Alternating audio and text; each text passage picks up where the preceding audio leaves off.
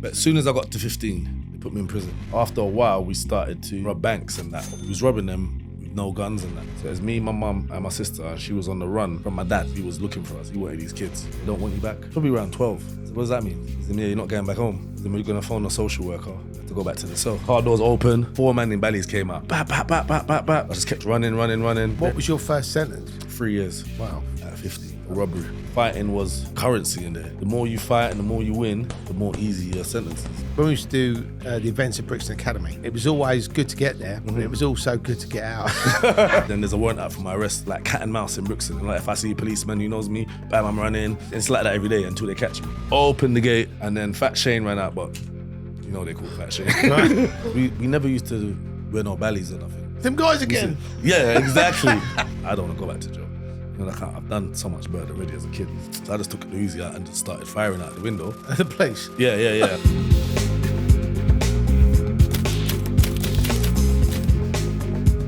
Welcome back to the Criminal Connection podcast, and this episode is proudly brought to you by Betovo. Welcome back to the Criminal Connection podcast. My name is Terry Stone, aka the Podfather. This week we're joined by a real life top boy. He's not in the drama. His life was a drama. He was one of Brixton's, if not Brixton's top boy, and he has joined us today on the podcast. Please put your hands together for Mr. Quincy Thwaites. Thank you. Thanks for having me, bruv. No, it's really good to Nice. meet you. And obviously, I love the podcast first, tell you that. that's amazing. Doing well. Thanks, Doing Quincy. well. I appreciate you liking it. And obviously, we got connected by a mutual friend. Exactly. But we kind of knew each other back in the day anyway. Exactly. 'cause- Frequent the same places. You was frequent your place. So Quincy used to be a regular. Did you come One Gary's Nation? Nation, Oh, it was One Gary's Nation, Nation. all of them. Yeah. So All of them. Gary's so Nation, One regular. Nation, all of them. Yeah. And you know, I was amazed when you told me that you spent 23 years in jail. I mean, that is From 15. a long time. Wow. So what'd be lovely, Quincy, is really just to talk about, you know, where you was born, where you grew up, and obviously the sort of pathway which led you into the life. Okay, so, all right, then where I'll start is the beginning, obviously. Yeah. So when I was born in St. Thomas Hospital. You know what that is? In Brixton. No, it's not in Brixton. St. Thomas Hospital is like, it's like he's moving into the city, coming out of like past Waterloo. Why Coming did I to think that Waterloo. was in Brixton then? What, St. Thomas's? No, that's King's College. Oh, That's King's, right. Yeah, that's King's College. okay. Yeah, that's on Coal Harbour Lane. Yeah. So, No, St. so Thomas's. you're a city boy, basically. Basically, yeah. We're back in the city now. Yeah. But I was born there, and then we lived in a place in Kennerton, just me, my mum, and my dad. And then my dad had some mental health issues, and he ended up just being in the mental institution cycle. It's like being in the prison cycle, you know, like Got going it, in got it. hospitals and all that. Because mental health wasn't a thing then, was it? It was just No, literally. no. I mean, what was he? Did he just? Schizophrenia, they said he had. Wow. Do you know what I mean? I don't know exactly why it happened. I've heard it was cancer and that, Yeah. but I don't know. I mean, there is a lot of people now are saying that if you use heavily, it can affect your mental health and it can cause schizophrenia, paranoia, and all this sort of stuff. Yeah. So, I mean, was he a heavy user? Well, my mum said he used to smoke a spliff as he woke up. Wow. That's the first thing he done. Some people have cigarettes, what I some mean? people have a coffee, but he was on. Yeah, the spliff. Do you know what I mean? But he was a nice guy. Yeah. Like, he was from Lewisham, so every time I go down there and I speak to people, he was like a proper person. I mean, he's loved by people down in that area. Yeah, amazing. Do you know what I mean? So I didn't actually know him until I didn't meet him. Well, I met him once when I was young, but I just remember it. I don't remember feeling it, you know, like because there was nothing really there, you know. But by the time I saw him, I was around 8. Yeah. Do you know what I mean? So I remember him and saying, "Yeah, that's your dad," because I was with my mum at the time, and she was working at the office, but I was with my stepdad was there, and he kind of organised it for me to see my dad. So yeah, that was the first time I saw him. But then obviously I saw him later on, but we'll get to that later on when we get to that place. Yeah. But yeah, so I was living in Brixton, and obviously So he was in Kennington. yeah, we was on Kennington. Sorry, our house burnt down. Wow. Yeah, Was that a natural occurrence or? No, we just came back. It was burnt down. Oh wow. Yeah, so it's burnt down, and then after that we moved to Clapham, and obviously now by that time my mum's already pregnant before my dad goes mad, and then obviously my dad goes mad, and then obviously we have a sister, so it's me, my mum, and my sister, and she was on the run from my dad kind of because he was looking for us. He wanted his kids, even though he was going through what he was going through. He still I think one time my mum was telling me that he kidnapped us. Wow. From her, do you know what I mean? But then obviously she had to. So was he in the life though or not? Or was he? Yeah. Oh, right. He was so he was a hooligan. He used to be a hooligan for Millwall. Right. Wow. Yeah. Which I didn't know until my aunt told me the other day. Because you think that might have had something to do with the schizophrenia? Maybe. Were you into football as well? Or not? I love football, but I've been to Arsenal. Right. Okay. What about you? Do you know something? I've been to loads of football, but But I've never really got into it. But I enjoy it as a day out. But people don't like inviting me because, you know, I'm clapping whoever scores. Good goal. And people are like, no, you're in this side. You know what I mean? We don't like them, but you know. But that was good. So because normally. I suppose because if your dad had been obviously there and he hadn't have had the schizophrenia and he'd have been around, you might have been a Millwall fan. I might have been a Millwall fan. I reckon you would have been. Because normally their dad take the sons and the sons get right into it, don't they? So I think I just got into Arsenal. First, I used to support Liverpool. I think it was just John Barnes. Do you know what I mean? For me, you know, you think he was a great player. Yeah, exactly. But then when I was young, I saw Michael Thomas scored the last goal against Liverpool and beat them to win the league, and that was it. Right, I supported Arsenal. He was going over to the red side. Yeah, I was in after that. So I've been supporting Arsenal ever since. I knew John Barnes was a good footballer, but I don't even really understand the offside rule, so I'm probably not that qualified. No. I didn't offside rule until I was growing up. I used to be complaining all the time, thinking, "No, what's he doing? The ref," you know what I mean? But so basically, we moved to Clapham. Yeah, we moved to Clapham, and then my mum met some man called Vincent. Yeah. He's from Brixton, obviously. He used to run Brixton. Do you know what I mean? Like he was, and I don't say it lightly because obviously I lived watching it all happen. Do you know what I mean? He used to be on the front line, Cole Harbour Lane, and there wasn't really anyone who I've never even growing up. I still ain't seen no one, you know, be so dominant in an area. And that was everything. That was the drugs. Everything. Like there was not like you see even growing up, yeah. Like, obviously now, when I'm older, there's certain things that I've seen I would never let my little ones see. You know, like I would try to protect them from that stuff. Do you know what I mean? But there's simple little things like just being in a car with him and someone nearly crashing into him. Like, baseball bats are coming out and that and going through windows and that. And just like, you know, and you're seeing that as a child. So, you know, when you're seeing that as a child, after a while, it starts to become normal.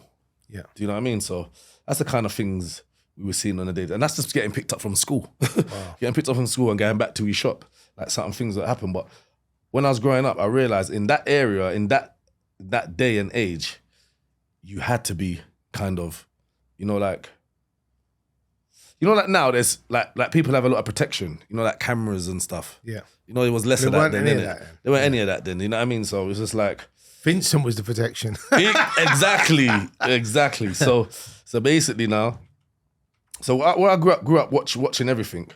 I grew up watching him have a kind of like, he had this thing against, you know, like people coming in to the area, and not even just the area, more likely, you know, like Jamaicans. Like he was anti them. Do you know what I mean? Because they was coming over and they was trying to dominate the area. Like they were the people that he had the problem with. You know, like who maybe stand up to him. Yeah. Because I know when we were doing the raves, just before we did Gary's Nation, obviously the drum and bass scene went into the jungle scene. And I don't know if you remember. I used to go to jungle. Yeah. And they used to, the music changed. And obviously what a lot of the drum and bass producers and DJs were doing was sampling, obviously, a lot of the Jamaican reggae artists. And then that sort of brought a lot of them, what's going on in the UK? And then obviously they obviously come here on tour, or they come here for holiday and then for all this money here. And then, I mean, you know, we you know, I hate to use the word Yardis, right? But that was the term that was used. Because it's just like, when you say Yardis, people go, well, are they definitely, you know, but they were. and they were the ones that were pulling the guns out and shooting people. Exactly, and, for less than anything. yeah, I mean, it was Stepping on like, shoe, you look at me funny. Yeah. getting shot. But what it was is, it's like he didn't like their ways and their attitudes, and he didn't want it in the community, innit? So he obviously, it's still like, you know, when you're growing up, you think, okay, why was he doing that? Obviously, he's got his own motives as well, but at the same time, he was kind of like, not, because obviously they do things like, you know, like, he might have a friend and he might get cut in his face, you know, by one of them over something stupid. And when he's hearing things like that in his community, you know, like people who he's grown up with, Yeah. like he's making a stand, innit? So I grew up watching him war with them, you know, and be anti-Jamaicans. That was like... Was that the 90s? Was it mid-90s? I would say that was like anywhere from 1987. Right. 1989, All the way through, wow. 1990, 91. Yeah. You know that, because obviously I see him in proper situations with them. Obviously, I don't want to say too much because, you know, I don't know how it works. Yeah. You know what I mean? But I've seen him. But as long as you don't, as long as you don't name them or give us any dates or any locations, I think you'll be okay. I'll be okay. Yeah. So all right then. So I remember this one time. Right? And this stayed with me, innit? Like, I went into the shop, and I've never seen him cry, innit? By the way, you know what I mean? I've never seen Vincent cry. He's just absolute male alpha masculinity. Doesn't take no talk from no one. You know that? So I come to the office and this guy's crying. Do you know what I mean? But he's got army fatigues on. You know what I mean? He's dressed in army fatigues, monkey boots. He's got war paint on his face, and he's got, like, you know, belts around him, like commando. You know, with the things on. You know what I mean? So it's just like, he's crying and he's giving me the keys. He says to me, "Tell your mum I love her," but he's crying, and then he walks out. And obviously, I see him go left in his car. But then all I heard was just, like, you know, like 100, like all the Yardis out there. And I heard like 100 gunshots. And obviously when you saw it in the news, they were shooting everywhere. You know, like they were shooting and the English boys were shooting. They were shooting. It was just like non-stop. It doesn't sound like Brixton, does it? It sounds like Compton. Yeah, exactly. Exactly. So that was all going on. But all the time we were still at the shop. Like, he never, like, you know, like, you never have to run anywhere. We didn't have to hide. Like, the next day it was back to business. Do you know what I mean? So we lived in kind of that frame of mind. Like, you know, like, you're not scared of no one. You don't run from people. So that kind of got instilled in me. But at the same time, I was doing boxing at the time, innit? So that's what kind of what my focus was. Was that actually in Brixton as well? Yeah, I know. I was boxing in Battersea first. Oh, Battersea, yeah. And then Lynn. Yeah. That was in Camberwell. Well, Lynn's a good boxing club. Battersea was a good boxing club. Exactly. Do you remember Richard Williams? Richard Williams, no, but do you remember that guy, Howard Eastman? Yeah, of course.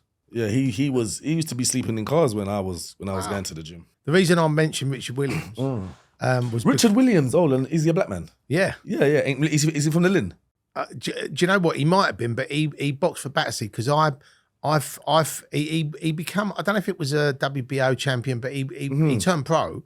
But the only reason I mentioned it was because when I was 16, I boxed in the Surrey Schoolboys, and I actually fought him in. Oh, did you fight him? Yeah, I didn't win, but no, I think there's a Richard that was Vincent's cousin, and I think that's why I moved to the Lynn. It's got to be him. It's got to be him, innit? It's got to be him. Can't you see Richard Williams in South London? Exactly. It must be him. Yeah. Yeah. And that's why they moved me to that gym. Yeah. But he was good. I think he was. When I fought him, I'd only had 4 fights, and he had like 90, and he was. I think he was the regional boxing champion. But I'm sure if you competed when you boxed, right? Yeah, I had over 34 fights. Yeah, so I only had 8. But when you did that, you know, like when they had the schoolboys, you could enter the Surrey schoolboys, then you could enter the regionals. Then if you're in London, you did the London ABAs, and then you can do the actual ABAs and work your way through it. And the only reason I went into it was because people in my club were entering it, and then they weren't having a fight, and they were just winning the title on a fight of one of them. Yeah, and you thought I could do this. I got the short straw. I ended up having it with him, but he was with Richard. Yeah, and I actually see him fight. So the week before, because it was all very quick, and the week before they said, "Oh, we'll go and see this kid fight, see what it's like," and he smashed this geezer to pieces. I mean, like bashed him up, and my trainer said, "He's sure you want to fight him?" And I was like, yeah, but you know, it was good. We had a good fight, and he beat me on points. But you know, he went on to becoming a world champion. So, So he actually became the world champion. yeah. WBO, I mean, he said, wasn't, you know, like Nigel Benn, or he wasn't like a. He had a world title, but it wasn't a WBC or WBA. It was like a IBO, or you know, IBO or it something. was, Yeah, it was a IBS world or title, but it something. wasn't. Yeah. And I don't like to poo-poo anybody that's won a world title, but it wasn't. It wasn't the main three. It wasn't one of the main three. Yeah, but he still won, and definitely. and he had a great career, you know. But he was a good fighter. I mean, when you saw him, he was very slick, and you know, I think he probably when I fought him, I think he had 86 fights, and I think he probably went on, and that was at 16, so he probably wouldn't have turned pro till he was like 18 or 19. But I think he went on to win. I'm pretty sure he won the ABAs as well. So He probably did. yeah, he did well. He did well.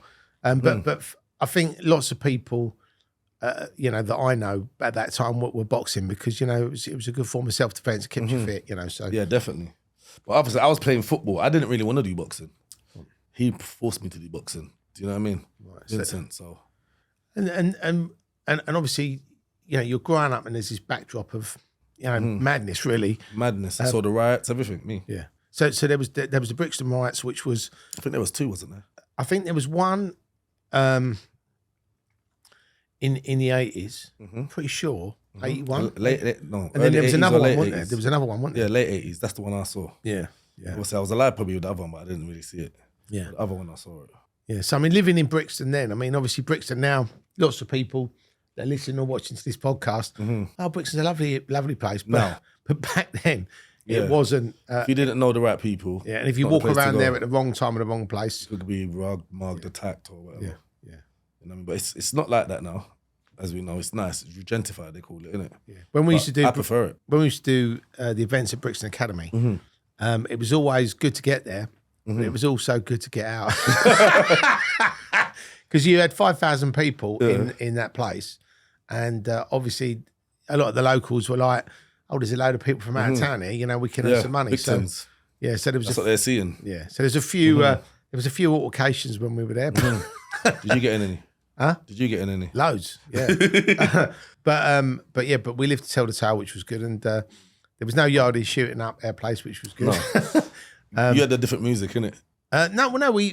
We had, when we did Brixton Academy, we never did garage. It was always Jungle. drum and bass and jungle, yeah. So, Different crowd. but we did that. But we also had, I think they had a few of the guys locally on the door there, as well as their security team. And then we obviously had our security team. So on those nights, I mean, I'm sure if you was walking from Brixton train station or you wandering around Brixton, you know, at 3 in the morning, you probably put yourself on offer. But I think most definitely. people got there, stayed there, 6 in the morning, they went home. And obviously at 6 in the morning, most people were asleep. Yeah. But now there's the underground's open late now, innit? Yeah. It wasn't open late before, was it? No, I think it shut early. I think, yeah, because I remember driving away from the rave at like 6:15 in the morning, and you drive past the train station, there'd be a queue of people waiting for the. But now it's 24/7. 24/7, yeah. It's the last stop. Yeah, and with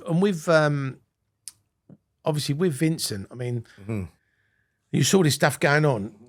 Was it sort of like a natural progression for you? You just, or did he sort of welcome you into that world, or did you want to be involved? No, so basically, yeah, he used to do things like, because obviously he's got like 40 kids, isn't it? 40. Yeah. That's the last time. Okay, I that count. is That's the inexpensive. last time I done a head count. That's expensive. Yeah, there's always more popping up all the time. Yeah. Do you know what I mean? But at the time, he had another son called Nolan. He was a bit older than me. Yeah. But what he used to do was, you see, like, he used to do things like, you see, if he's owed money and you're taking long, he'd bring us round there and he'd say, he owes you money. He's got money for us. And then obviously, we just have to like, you know, like punch him up, and he'll tell us to punch him up. But I'm like, that's why he wanted you to go to the boxing club. I was like 8. My brother was probably around 11. Wow. Do you know what I mean? And he's obviously the guy can't do nothing. You know the guy, so we're just punching, and then he's getting mad at us because, you know, we're not knocking him out. Maybe that is why he sent us boxing, because he wasn't doing good enough. Do you know what I mean? But that's the kind of things he used to do. You get me? Wow. Like, and then probably done that around 2 or 3 times. So I suppose that's the gateway into it, really, because you're Exactly. learning to fight. Exactly. This guy owes some money. You're thinking, oh, you know, he owes some money, so I'm going to get it, you know. And it kind of normalises the violence, doesn't Exactly. it? And that's, then that's right. Yeah. That's right. So I used to do things like that. Things like, like you could just be in his shop and you walk past him. He's just a kid having fun and he'll just bloody uppercut you, in your belly and tell you, keep your guard up at all times. I'm like, all times. I thought I was all right. I was just chilling in my family, you know what I mean? He'll do things like that. It's not like he's keeping you, on your toes, yeah. On your toes, like all times. There's no relaxing, there's no laughing, there's, there's stuff like that. But then what happened was, obviously, away from the boxing and away from the shop, I started to see, like basically there's a playground across the road. So when you go into the playground, as you climb over the fence. Where was the shop in Britain? Is it still there now? On the front line, yeah. Still there now. Still there now. Still there now. Right. Still there now, but obviously different owners. Yeah. Yeah. Is Vincent still around or is he? He's around, but obviously he's an old man now, innit? Right. So, well, he's older. Older, yeah. Yeah, he's older. You get me? But, yeah, so as I used to go they used to send me to the playground, but as you climb over the fence in the playground, there's a gang from Brixton called 28s. Do you know what I mean? And as you climb over that fence, they're all sitting there under the hut, smoking weed, rapping, talking about, things that when you're young, they seem exciting. Do you know what I mean? Like fights, robberies, what they've done, going to this party, girls. Yeah. So as I'm jumping over the fence, obviously they know Vincent, innit? And you was 11, right? Yeah, but this time from probably from around 8 to 11, I'm going to that park. Right. Yeah. But as I'm jumping over the fence, they know Vincent is. Even some of them probably was on the run from him, like they owe him money and that, doing little things. But they're they're like the teenagers. But they are under the hut. And every time I jump over there, it's like they let me chill with them, because they know, obviously, Vince, and obviously I'm his stepson. So I'm just sitting down, listening to them all the time. But it's like from then, they kind of, the more I used to see them every day, the more they accepted me. Do you know what I mean? And I used to just be like hearing things they're talking about. I weren't talking or nothing. I was just, maybe, they offered me to smoke, but I said no because I'm boxing and that. Do you know what I mean? But they started to take a shine to me. So from there, I started to go parties. Like Vincent was bringing me to these parties, like local all-dayers. But then there was like the younger 28s, like 12 and 13. So there was like different factions. They had an older group, the older 28s and then group. the younger 28s. Got it. Yeah, so I used to see them in the dances. Do you know what I mean? But by that time, I can really fight, innit? Yeah, like obviously have had all them fights. So I started to see them. Like when you come from school, you jump off the bus and they're hanging around. There's always that place where everyone hangs around, like an arcade or just a strip. I used to see them there, and then obviously you have a few fights out there, and obviously before you know it, you're with them. Like they brung you in, they can see your potential in that, and then you're hanging around with them. So Quincy, you're wasted at the boxing club. Come with us. Yeah, basically. So I started hanging around with them, and then I started doing petty crime. But then the petty crime, what happened was, police started coming to the house, and obviously, that's no good, innit, for Vincent. Do you get what I'm saying? I bet he was pissed. Yeah. So basically, did he do the whole speech? I kept it. No. I thought it'd have been like, Didn't even speak. Didn't even speak. Obviously, my mum used to, give me a bit of discipline, with a little belt and that. And my mum had a wooden spoon. You got the belt. Yeah, I got a few different things we don't want to talk about. But I probably deserved it though. Do you know what I mean? Yeah, more than that, I deserved it because obviously. But the only thing is, as I grow older now, I realise, because obviously what happened is, I went to the police station one day and the police phoned my mum, and the policeman, usually you get that call to your family. And then he was saying, I said, for my mum, please, tell her I'm here. And he was speaking to her, and he said, are you sure? He said, yeah. And then he said, put down the phone. And the police, you see the look in the policeman's face? He felt sorry for me. See, look, when I looked at these ways, I could feel he feels, because they know me in the local, like I get nicked all the time. Like I'm a local boy. I'm getting nicked all the time, like regularly, like. So this is like, he felt sorry for me. He said, they don't want you back. Do you know what I mean? And I think I was probably around 12. Wow. Yeah, they said they don't want you back. I said, what does that mean? You know what I'm saying? I don't understand that. I'm not processing it. He said, yeah, you're not going back home. He said, we're going to phone a social worker. You have to go back to the cell.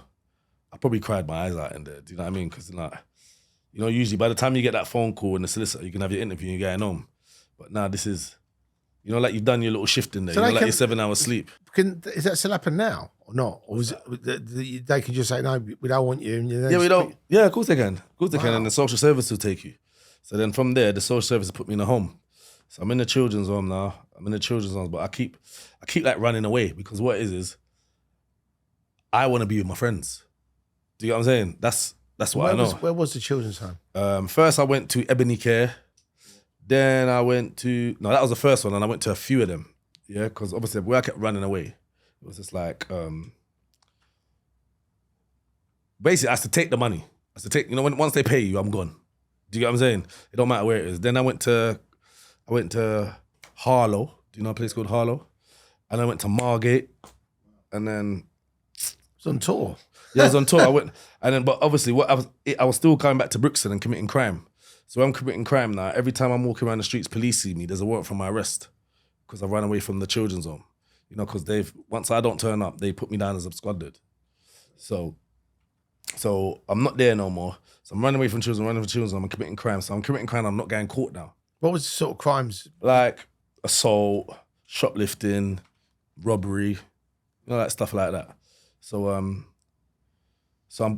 now I'm not going to court because I keep on going back to my friends. Well, I keep on going back to Brixton, and I'll stay at my friend's house, or I'll sleep rough, or stay at a girl's house when I can, or stay at one of my cousin's house. It was just there was no I wasn't settled. I was just moving around and around and around. So yeah, after a few times of that, they took me from social services and remanded me into care. Have you heard of that? No. So when they remind you into care, is that essentially meaning that you wouldn't be allowed out? They keep you. No, so basically, when they remind you into, so basically, I remember when I was young. I went to this room, and I remember all these. There's around 8 people sitting around this long table. I sat down and they was all talking about me. You know what I mean? Saying things, saying that, saying this, saying this person said that, this person said that. And I was sitting down and I was thinking, oh, what's going on there? And then they said, yeah, he's a threat to himself. That's what they said. He's a threat to himself. So basically, we're going to put him into care. Remand him into care. So when they remand you into care now, right now that was starting the process. Do you get what I'm saying? That was starting the process. I remember my social worker came with me, and then she was saying, yeah, if you don't start behaving, you're going to get remanded to care. You're not going to ever go back home. Do you know what I mean? So I'm thinking, So next time I got nicked, went into the court, and they said, yeah, now you're remanded into care. So basically now, I am their child. Wow. The government. So the parents of the state. Wow. The government, yeah. I'm now the government's. Do you get what I'm saying? I become the government. Yeah, that's basically, as I'm talking to you now, Yeah. I'm realising what it is. Like, I'm theirs now. My mum can't even have me back even if she wanted to. I could go back to her house, they could drag me out of the house. Like, I'm theirs now. So that's what remanded into care is. So now I'm their property now, innit? So basically now they're responsible for bringing me to court. And at that time, Quincy, how did you feel? Did you hate the fucking state? Did you hate your parents? Do you know what, yeah? I hated my parents more. Do you know what I mean? Because I was just thinking, but I didn't dwell on it though. No. Because at the same time, it makes you angry, right? Because you're like thinking, why am I here? It's your fault. You don't want to be there. Do you know what I mean? So exactly. So when I'm sitting in the children's home, so maybe 2 or 3 days that I am there, I think the only children's home I lasted was in Margate, Cliftonville. There's a place called Cliftonville. But it was because, I don't know, I think they were so nice. Do you know what I mean? The people. And I think and also the when you're by the sun sea, and the sea, yeah. and that's a place, they used to bring me to play tennis in the morning and stuff like that. By the sea. There's tennis courts in Cliftonville by the sea. Wow. And I used to play that in the morning. And it was nice. Like, they made me feel like a child again. Do you know what I mean? Where I was probably growing up too quick before. Do you know what I mean?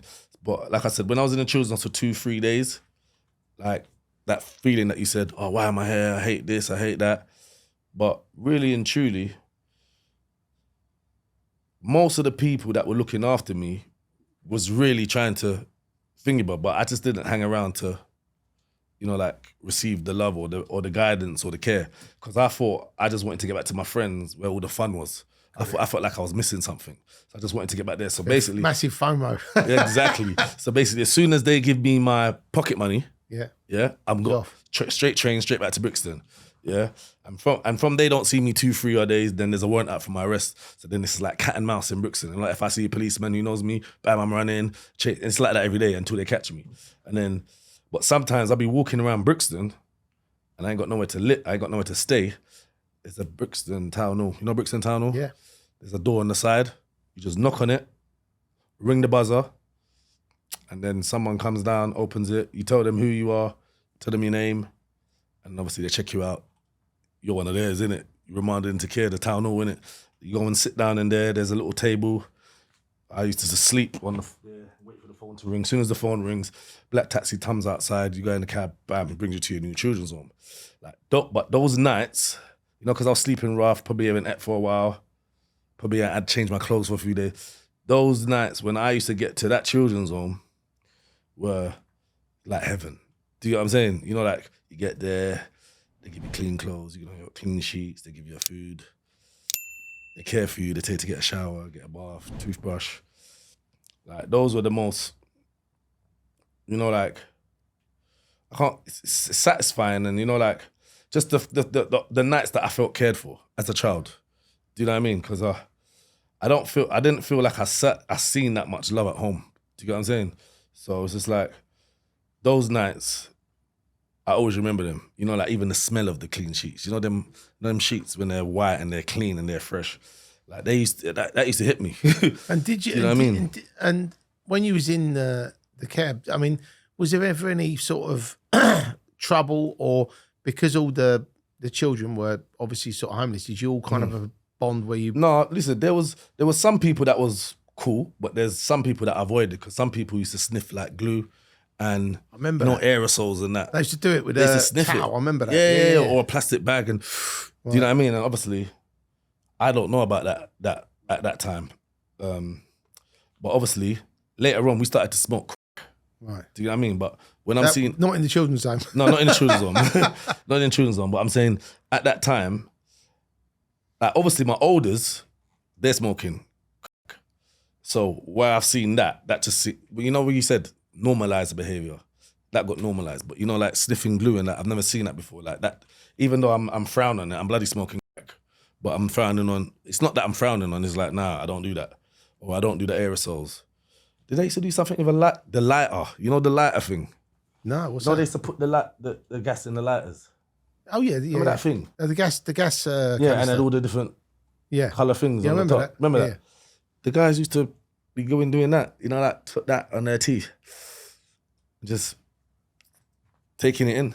Wow. Do you know what I mean? I saw so many different things. Yeah, don't try this at home. No, I don't. Yeah.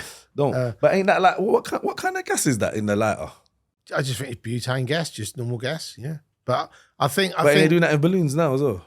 Yeah, but I think that's a different gas. But I think I think people doing it at school. I think it was. I suppose what you could. I mean, it was a legal high, wasn't it? You could buy glue over the counter. You could buy aerosols over the counter, and obviously you're not supposed to inhale it. And I'm sure some people got brain damage or got really More sick than from likely. it. Yeah. Like I met a few good people, but then there was a lot of trouble people as well. Do you know what I mean? But I didn't really hang around to even interact with them too long. Do you know what I mean? So when you're obviously bouncing backwards and forwards, you're still getting arrested. When did that end, that sort of cycle? Because obviously, did they cut it off at a point, like when you're 16? As soon as I got to 15, they put me in prison. Wow. By the time I got to around 14, because I was smoking the crack in that.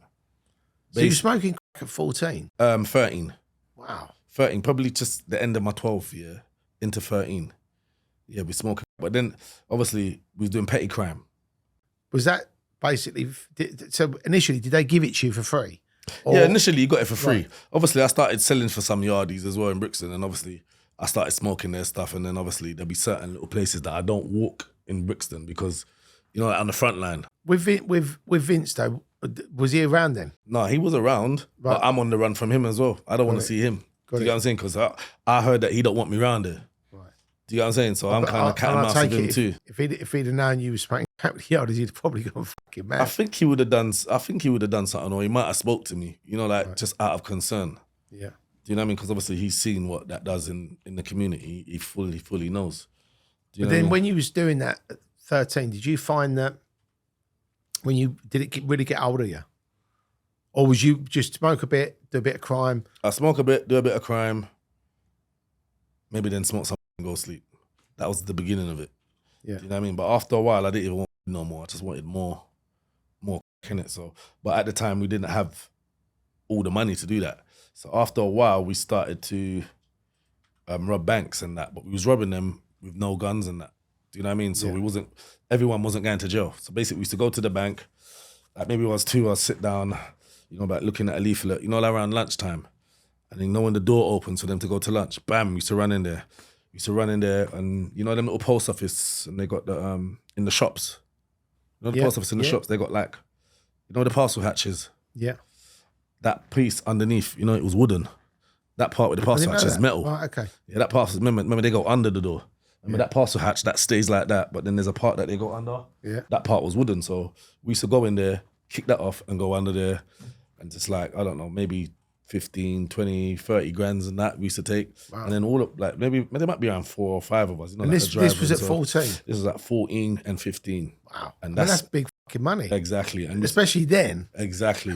And then obviously we used to buy, all the designer clothes, the Versace, and we used to go to the jungle raves. Yeah. And then in the jungle raves, people were smoking crack. It was like a lifestyle, innit? Yeah. Like all the top boys, champagne and crack and designer clothes. We didn't have a lot of it or any of it in ours because, but I did go to some jungle events. 100%.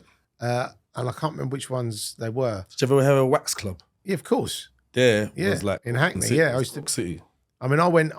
That was one of the first places some guy was it in Stratford? Yeah. Yeah. Was it? I was 14 getting in there. Wow. But I looked like a big man. The way I was dressed and stuff. But the wax club was a good place. But it was. Well, you went that place. There was a place called Busby's. Never been there. Which was, there was the Astoria, and then you go downstairs and there was a Busby's. That's the story. In West End? Yeah. Orange and that. Yeah.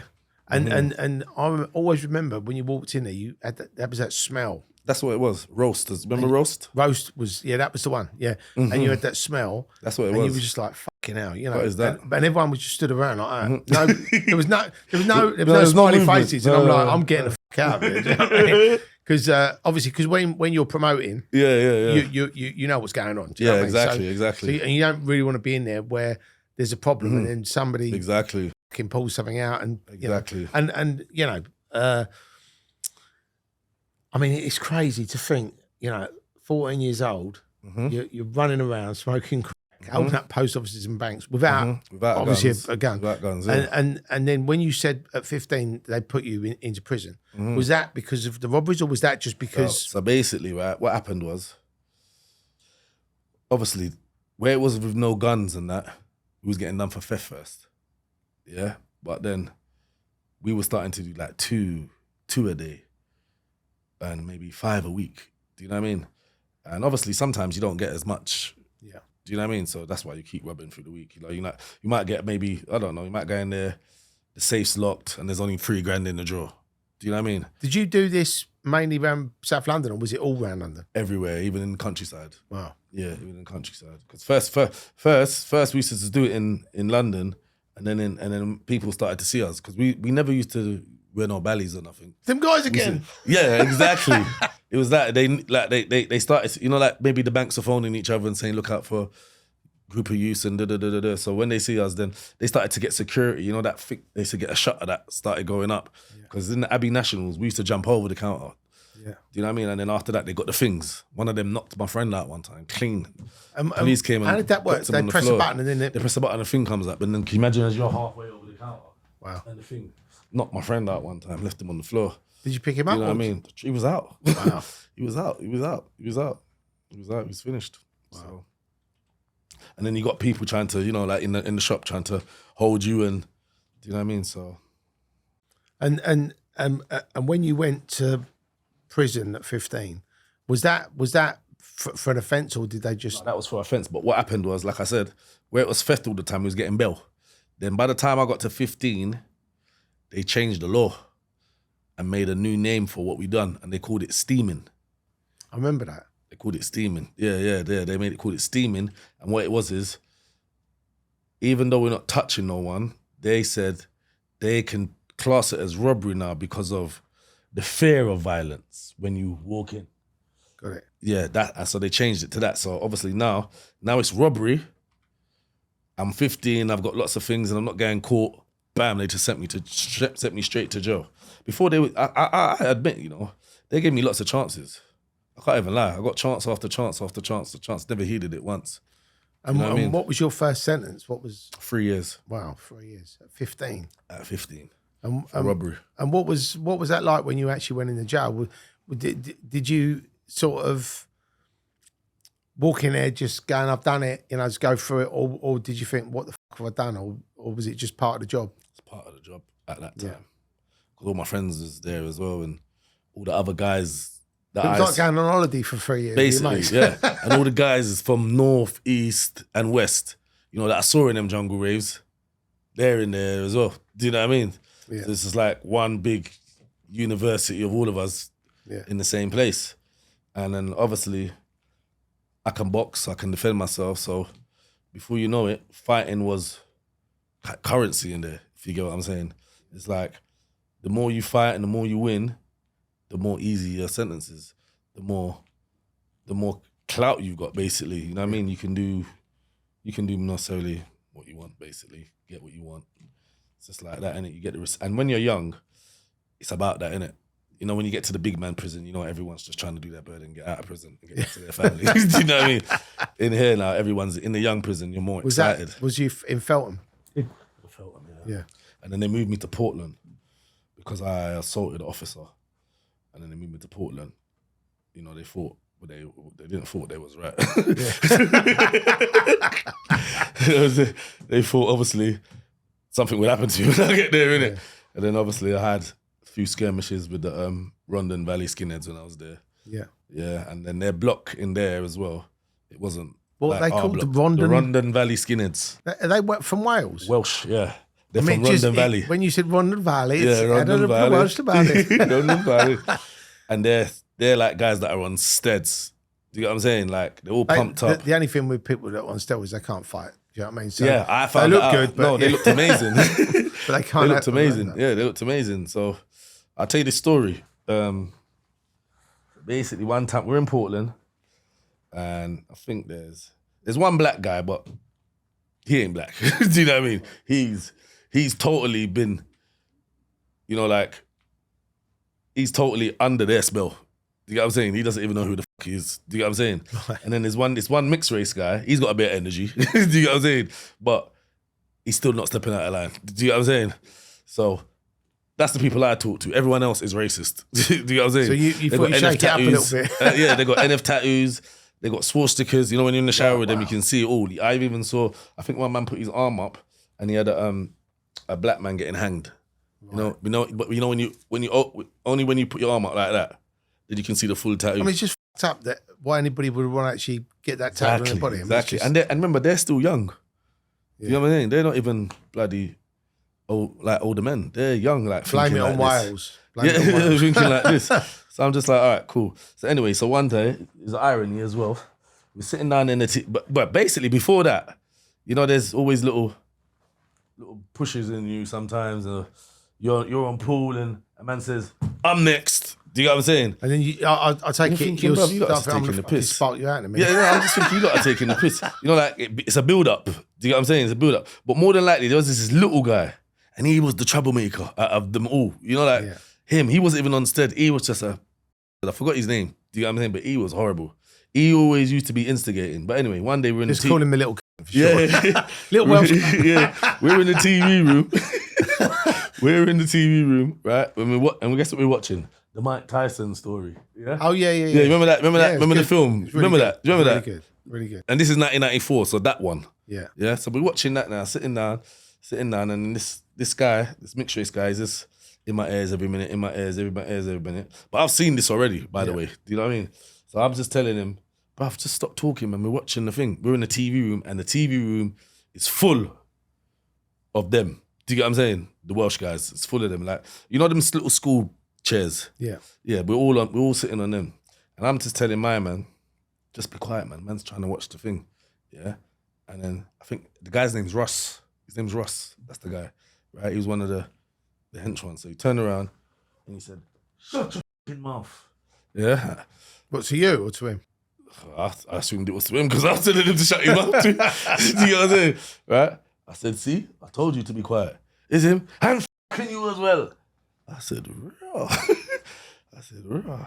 And then I thought, whoa. You know, because it wasn't even, maybe if it wasn't that, maybe if it was just that event that ever happened, maybe I would have just thought, it's nothing, innit?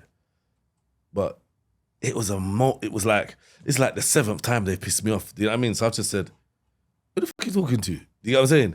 Is him? I'm fucking talking to you now. Come in the fucking shower. I was like, fucking, this happening a bit too quick. Do you know what I mean? I thought I had some dialogue first. There was none. Do you know what I'm saying? And then he got up and he walked off. Yeah? Then I went to get up, right? And you know the light skin guy, he pulled me back. Don't fucking go in there, they'll fucking kill you. I looked at the black guy just went, he's finished. There's no fighting him, he's put his head down. You know what I'm saying? So I said, I'm either gonna fuck. And he's walked off, by the way, and you know, the whole TV room is watching now. Do you know what I mean? You can't really they wanted to see what I'm gonna do. Do it. Yeah, so he's walking off, but in the middle, like when you come out the TV room, there's like a little corridor and the officer's sitting in there, you know, on a high chair. So there's a TV room here and there's a TV room on the other side.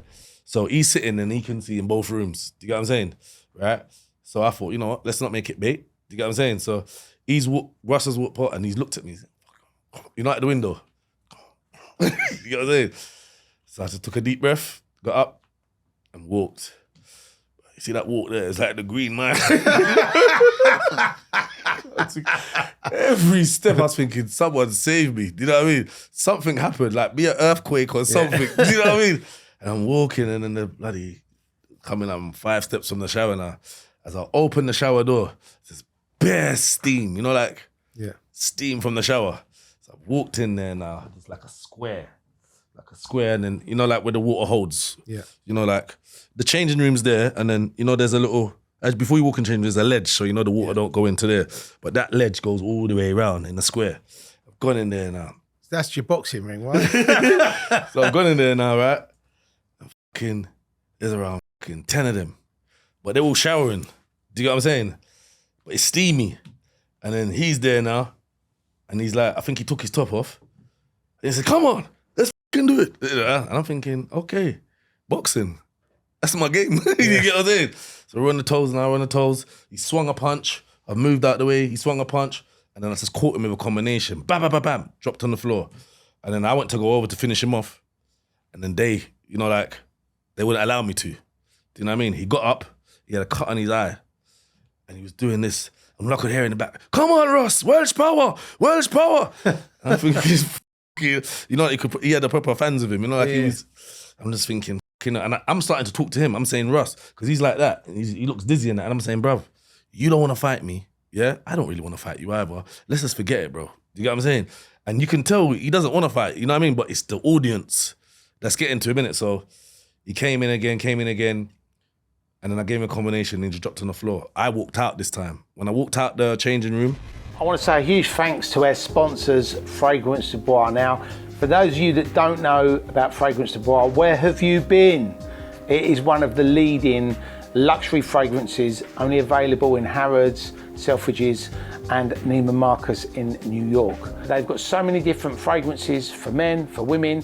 All of the fragrances are unisex, so make sure you get involved and sample the delights of Fragrance Devoir. For all the Criminal Connection podcast crew, we've got a special discount for you, 10% off. All you need to do when you click on the link below and choose your luxury fragrance is to put in CCPOD10 for the 10% discount. I don't remember anything. I just woke up on the floor and the officer was going, Thwaites, wake up. So basically someone came behind me, put me in the sleeper. Do you know what I mean? And then after that though, the main officer, he's an Asian man. Everybody hates him. Do you get what I'm saying? He's horrible. I forgot what his name is. But after that, he liked me. You know what I mean? He put me on the servery. Do you know what I mean? Right, yeah, right next to him. And when the worst people come up, you don't want me to spit in his ear. No, he's laughing at them and goading them. You know, like the Welsh lads and the guy with the cut and all that. He's goading them. He's got me standing next to him like this with my head down. Just going, so I was like, why are you trying to, you know, like, make it worse? You know what I'm saying? Do you know what I mean? But then there was this next guy called Oki. He was the leader. He had a big beard and that. I remember him, but he told me, don't worry, I've sorted it out. You know what I mean? He kind of respected me. Yeah. You know, after not having it and that, and he just made sure nothing ever happened to me. Yeah. Do you know what I mean? No one didn't. There was no more attacks and nothing like that. So after that, I was cool. Do you know what I mean? But I do remember that day. You know what I mean? But you didn't become a friend of him. You haven't gone up to Wales to visit No, him. I ain't been at Wales yet. But I told that story before, right? And I had a few of them in my messages. Yeah. You know, in the messages saying that they remember me and and good on you and good luck to you and glad you changed your life around and do you know what I mean? So people do remember it. Do you know what I think the thing is though, you know, like if you're in that environment and there's a group here, it is like that pack mentality in it. If you're 100%. sort of on your own, they are going 100%. to sort of, oh, let's torment this guy. Exactly. You know what I mean? So I get it. Yeah. As you're older, you get it. When you're younger, you're thinking, oh, but I've seen it even in the other way round. Yeah. In prison. Do you know what I'm saying? So I know what happens. and then after that, I take it the rest of your sentence was pretty. I left there. Yeah. I left from that prison. Yeah. And then when I left from that prison, I think my mum picked me up and my aunt. And then I went back home.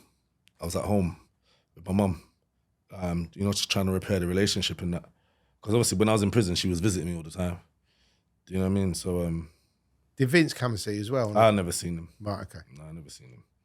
But yeah, so I came out and then, like I said, that sentence that I got, like I said, it didn't register.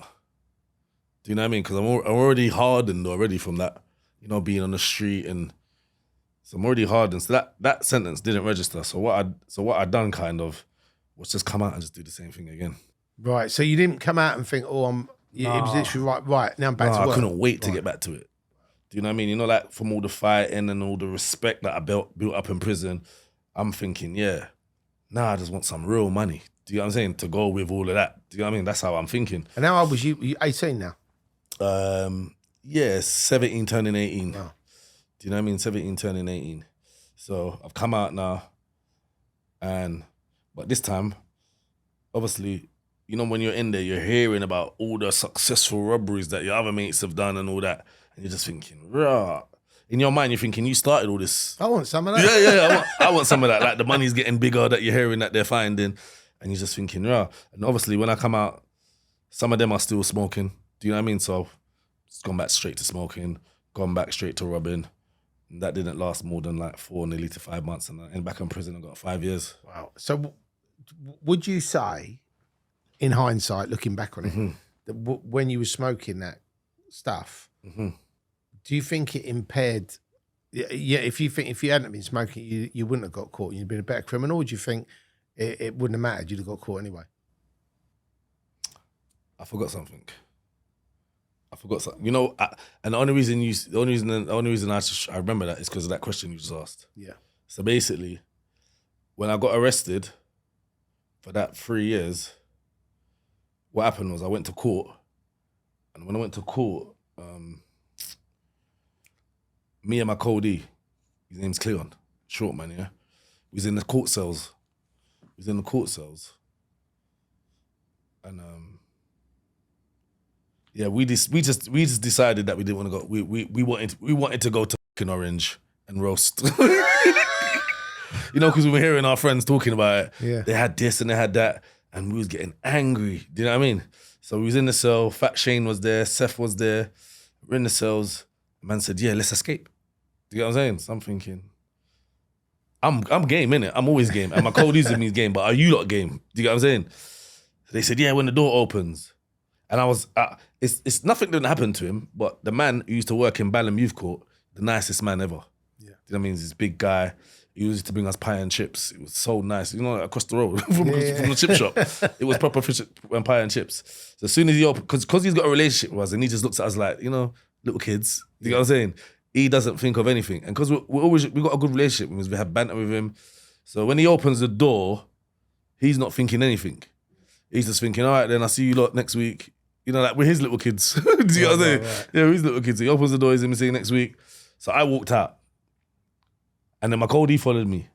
But you're not supposed to do that. It's supposed to be one at a time. Got it. And he said, look, where are you not going? He's still not thinking anything. Do you know what I mean? And then Fat Shane came out. Do you know what I'm saying? And then Seth came out. So I walked straight to the van. When I walked straight to the van, obviously, you're supposed to go to the van, up the stairs. You know, they have the door open. You go up the stairs. But the guy's waiting for you up the stairs.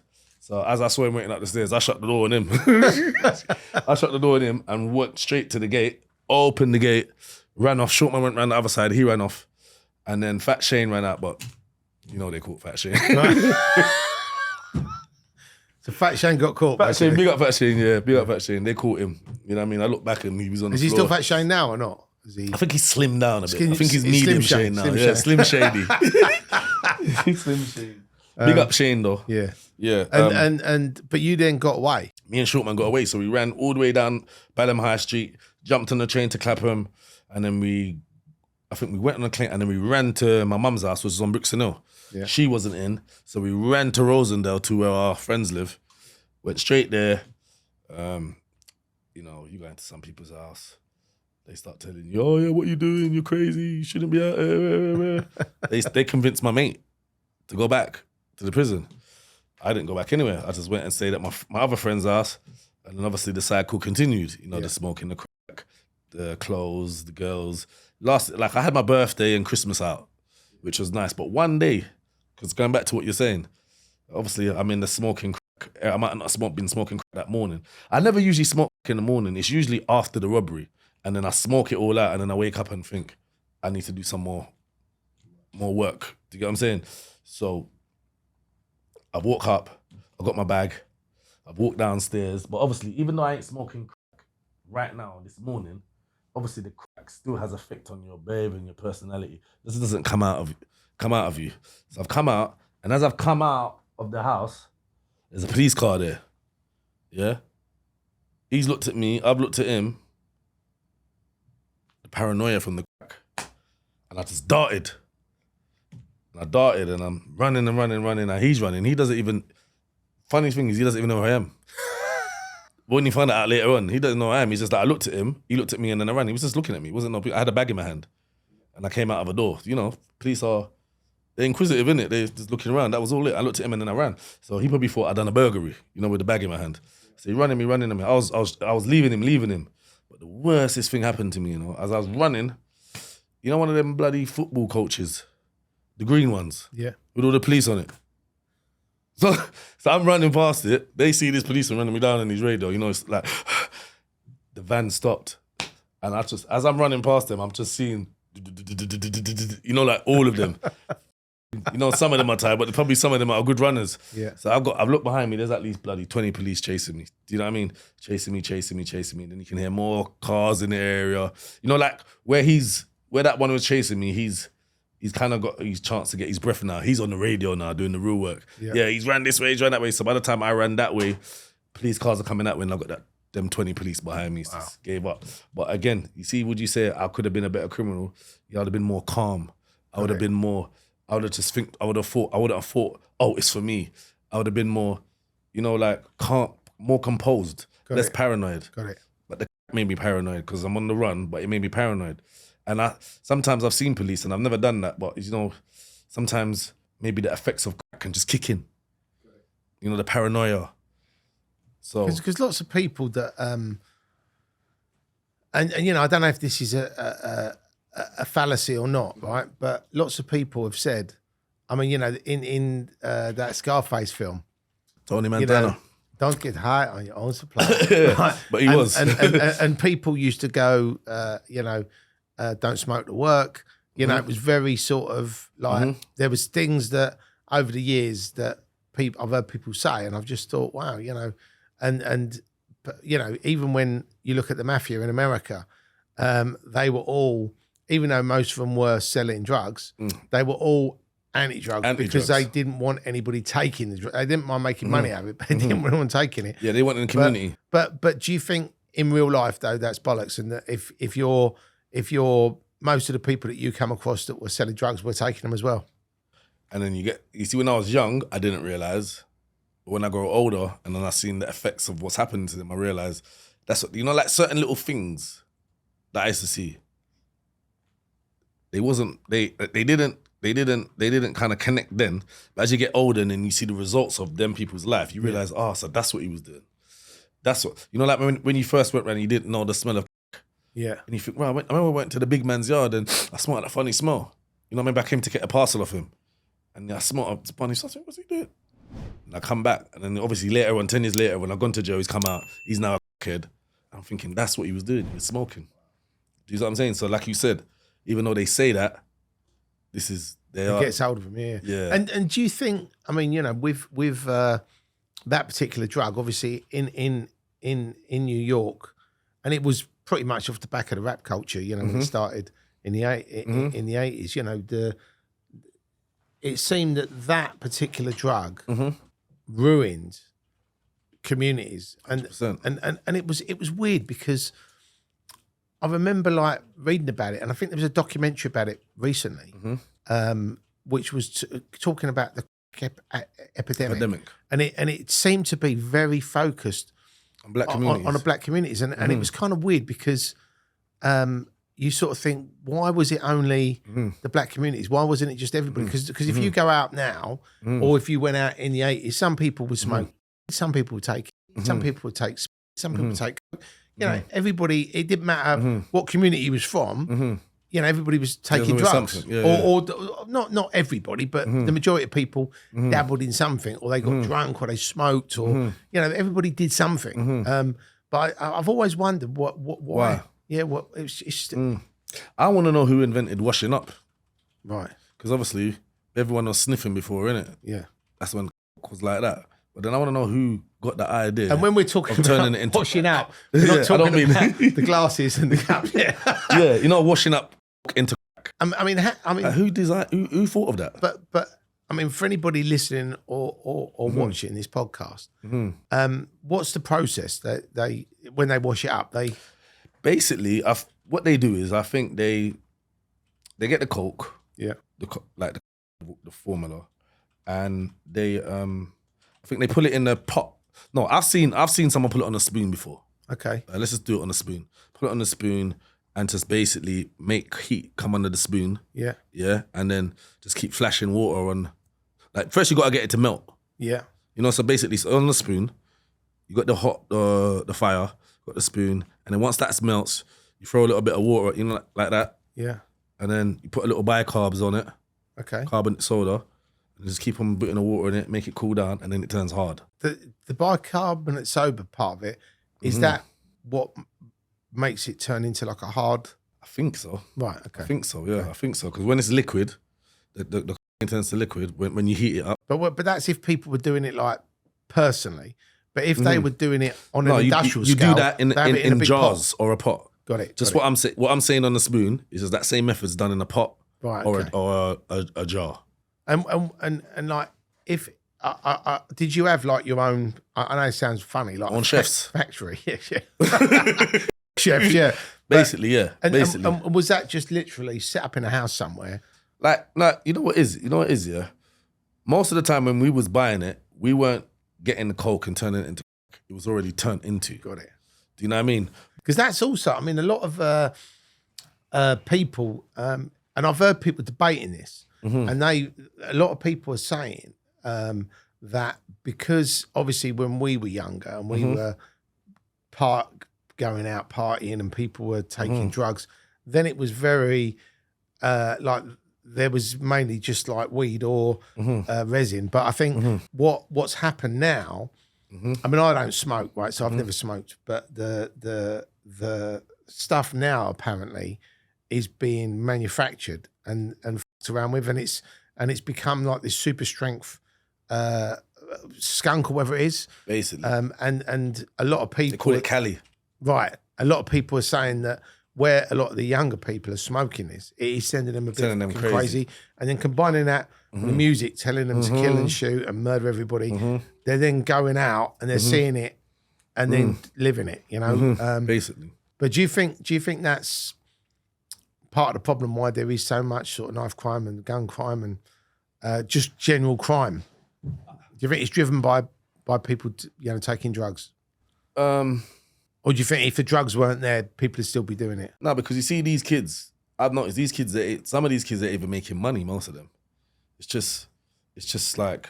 Somebody I spoke to yesterday who hasn't been on the podcast yet, but he's from that life. He actually said, when we were doing it, it was all about the money. He said, they're not doing it for the money. They're doing it for the clout or for the clout, or to for... put it on internet and stuff like that. Yeah. And just, what they call it, point scoring or something. That's what they're doing it for, most of them. And the points don't make prizes. The points end up sending them to jail. Sending them to jail. Which basically. Is... And it's... Because they talk about it on the internet or film it on the internet and just leave clues everywhere. Yeah. Do you know what I mean? I think now it's very difficult. I mean, I had a high-ranking police officer on here recently, and he was saying that, you know, with the number plate recognition, with the CCTV, with the DNA, with the cell phone site analysis, with all the things that the law enforcement have at their disposal, you know, it's very difficult now to commit a crime. And I think he said that for him to say that, if you murder somebody in this country, there's a 96% chance you're going to get caught. 96%. In America, it's something like 7%.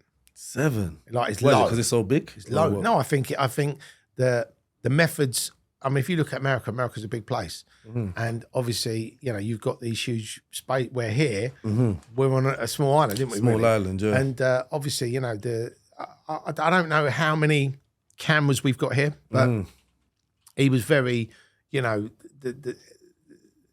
everything leaves a footprint. Well, it's good if you ain't doing nothing, isn't it? Yeah. The cameras. I mean, look, it's great. It's great because you know that if somebody does something really bad, there's a good chance they get caught. They are going to get caught. And you know, it's not just people that are in crime or people that are committing crimes. It's also about like crazy people. You know, the serial killers and even a road accident. Yeah. Do you know what I mean? Simple as that. Yeah. So So you're 18. Yep. You come out of jail. You're back in the life. Back in the life. You're back smoking. Back smoking. Back robbing. And what was the stuff you were doing then? Was it just the same? I think gang garage raves now, isn't it? I think the music's changed from jungle to garage. So you come to Garage Sun Station. City and stuff like that. Do you not remember Sun City? Yeah, of course. Sun City. What else was that other raves? There was Sun City. There remember was Vauxhall, that place at Vauxhall. That's we used to do that Coliseum. Yeah. Yeah, so we used to do Garage Nation there. There was Twice as Nice there. Twice as Nice. I'm trying to think of the other Exposure. There was a few. Exposure. Yeah. Yeah, I was doing all of that. I was on that circuit, but just like I said, smoking, buying clothes, nothing really. It was just going round and round circle. No process. But that what most important time is that's the first time I saw my dad. Wow. Yeah, that was the first time I saw my dad. And that's well, not the first time. That's you know, your real like, dad. My real dad. Yeah, right. His name's Steve. Yeah. Steve Thwaites. Yeah. So I met him. Obviously, I remember I told you I met him when I was 8, but it was just like a hug, and I don't remember the conversation. And obviously, bearing in mind that he'd obviously had that issue where he'd been put into a mental health facility. Yeah, he was out of it now, but he was in like a halfway house with other mental impaired people. I know this is an odd question, right? But I'm asking because I don't know. Yeah, no, it's okay. With your dad, can you cure? I don't think so. Right, so he's always going to have that issue where he has to take medication or he has to be in some sort of... Wow. So basically now, what happened is... So anyway, I sat down with him and I remember I just remember, this is my dad, innit? It's my dad, so even though he's sitting down there, you know, just looking like, you know, like half of the person he was, it's still my dad, so it's just... Sitting down, he didn't even say nothing, but I'm just in the same room as him. You know, I think I'm with family, other family members, sitting down. And he, out of nowhere, he just said, "Don't do no more robberies." And then he just went back down like that. You know, just like that. It's the only thing he said to me. Wow. And it stuck with me though, because, you know, that's the first ever advice I got from my dad. And I think, it hit me. I think as a child, you want your dad to say something. But that's profound that he said that. Yeah, just don't do no more robberies. That's it. He said, don't do no more robberies. I take it you didn't listen to him. No, the next week I done a robbery and went back to jail. Wow. Do you know what I mean? So at that point, you must have been like, I wish I'd listened to my dad. Listen to my dad. And that'll be the first time I've been able to think, I should listen to my dad. You know, like in my life, like opportunity to listen to my dad. And what was that robbery? That was another bank robbery. Yeah. But we got caught on the scene. Wow. Well, we went up to, where did we go? Watford. And we tried to jump over the counter of the Nationwide. But they locked their drawers quickly. They locked their and woman put the key in her mouth. So I just thought, you know, I ain't gonna try and get out of her mouth. Do you know what? I've never understood this, right? Yeah, she locked the drawer and went, I've never understood it, like why anybody would do that. Because if it's not your money, and if right? I was crazy, I could have got very violent. You could have killed them. Exactly, trying to get that key. She could have choked on the key, me trying to get it. I might not even got it, she might have just choked on it. But yeah, she done that, so we just left. Yeah, but bearing in mind, like I said, we don't wear balaclavas or mask up or anything. It's was that because you didn't care? I think because we don't care as well. Wow. That makes you don't care, innit? Wow. You know what I mean? You're not thinking. Do you know what I mean? But at the same time, we needed that to be able to have that that little window where they think we're just customers. Yeah, because I suppose if you walk in with balaclavas, they know. It's going to be on top. And also when you leave, if you've got a balaclava on, people are going to go, they're obviously doing something they shouldn't be doing. Yeah, and everyone's on their phone and that. You know, if you run out of there, by the time you walk around the corner, you can just act normal. Yeah. And just start walking to the car and stuff like that. But if you got, like you said, got bellies on and tools in your hand, people are seeing that and making phone calls. So anyway, we done that, and then we was unhappy because we didn't get no money. So as we was driving, we saw a post office, went in there, robbed that. I think we got around 10, 12 grand. And then the police just swooped down on us. Do you know what I mean? We all got nicked for that one and that one. So then I got a five years. Double whammy. Double whammy. And out of all over the years with the robberies you committed, what was the biggest that you had? In cash? Yeah. Probably around 63 bags. Wow. So £63,000 grand. For what an hour's work? Yeah, hours work. You know, from you hit to get in the car. And when you plan these robberies, did you actually turn up and like scope it out, see what? No, we're just driving. We're just driving, and as we're driving, there's one. Basically. Wow. And then obviously when you're driving past it, you don't know if the door goes in or out. Got it. If it comes out, we can't rob it. But if it goes in, then you can kick it off. You know, like the door. You know, if you can pull it, if you can pull it out that way, we can't rob it. But if it's a door that goes in, then we can rob it. So, you know, one of us will go in the shop, we'll walk past the shop, see if the door goes in or out, and then that'll be it. You know, we make a little sign to the other guys, and then go in there, bang, kick the door, and then we're behind there, and then it happens. If you added up all of the robberies, would you have? I mean, I know it's difficult to say, and there was different people doing different things, but would you say over your life of doing it, it was me or us? Just everybody. Yeah, just every robbery. If you'd added them all together, would it be over a mil, or would it be? Yeah, if we're talking about all the money that collectively that we robbed, bank after bank after bank. Over 10 years, 15 years, 20 years, whatever it is. Nah, it didn't last that long. Oh, okay. It didn't last that long. Say it was maybe 2-3 years. In 2-3 years, definitely over a mil must have went missing. Wow. In cash. Wow. Just, you know, like, no, and then remember, they're not planned. So we don't know how much, it's all like potluck. Do you know what I mean? But definitely between us, definitely over $1 million, maybe even coming up to 1.5 or something in cash. Easily. Because I know other people, when I'm in jail and they've got 100. Wow. 120, 70. Yeah. Do you know what I mean? So I suppose that goes a long way. I suppose there was other people probably that did it on a... Yeah, then there was copycats. Scale. Then there was copycats. Yeah. I'm not counting their money though, do you know what I mean? Yeah.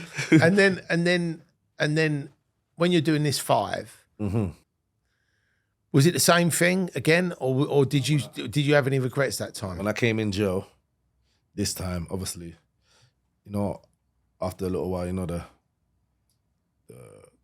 fiending for that subsides. And, you know, could you get it in there? Straight. Do you know what? In Feltham, I think I had it once. In Feltham. That was about it. But it wasn't like, you see, like if you go to adults prison, it's everywhere. Do you know what I'm saying? But in prison at that time, it wasn't like that. It's just a bit of weed, bit of ash. I would have thought it'd have been difficult to conceal that because of the smell, you know? Yeah, 100%. Maybe that's what, but then again, weeds, you can't conceal weed either. Do you know what I mean? That's got its own smell. Because remember, obviously, in there, everything's illegal, innit? Or everything's frowned upon. But you know, maybe if you're smoking weed out there, you're not really, the smell, you're used to it. You normalize the smell, but that smell, it's not normalized, it's weird. Do you know what I mean?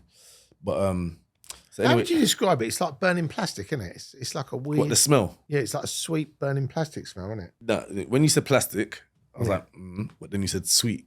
It's got a burning weird plastic. smell. It's like that, sweet burning plastic, but sweet though. Yeah. That's how it smells. But Pungent, sweet plastic yeah, smell. basically. so we're in there now. I'm in there. Fat Shane's come back again. He's my Cody. He's back. Yeah, he's my Cody on this one. We all got 5s.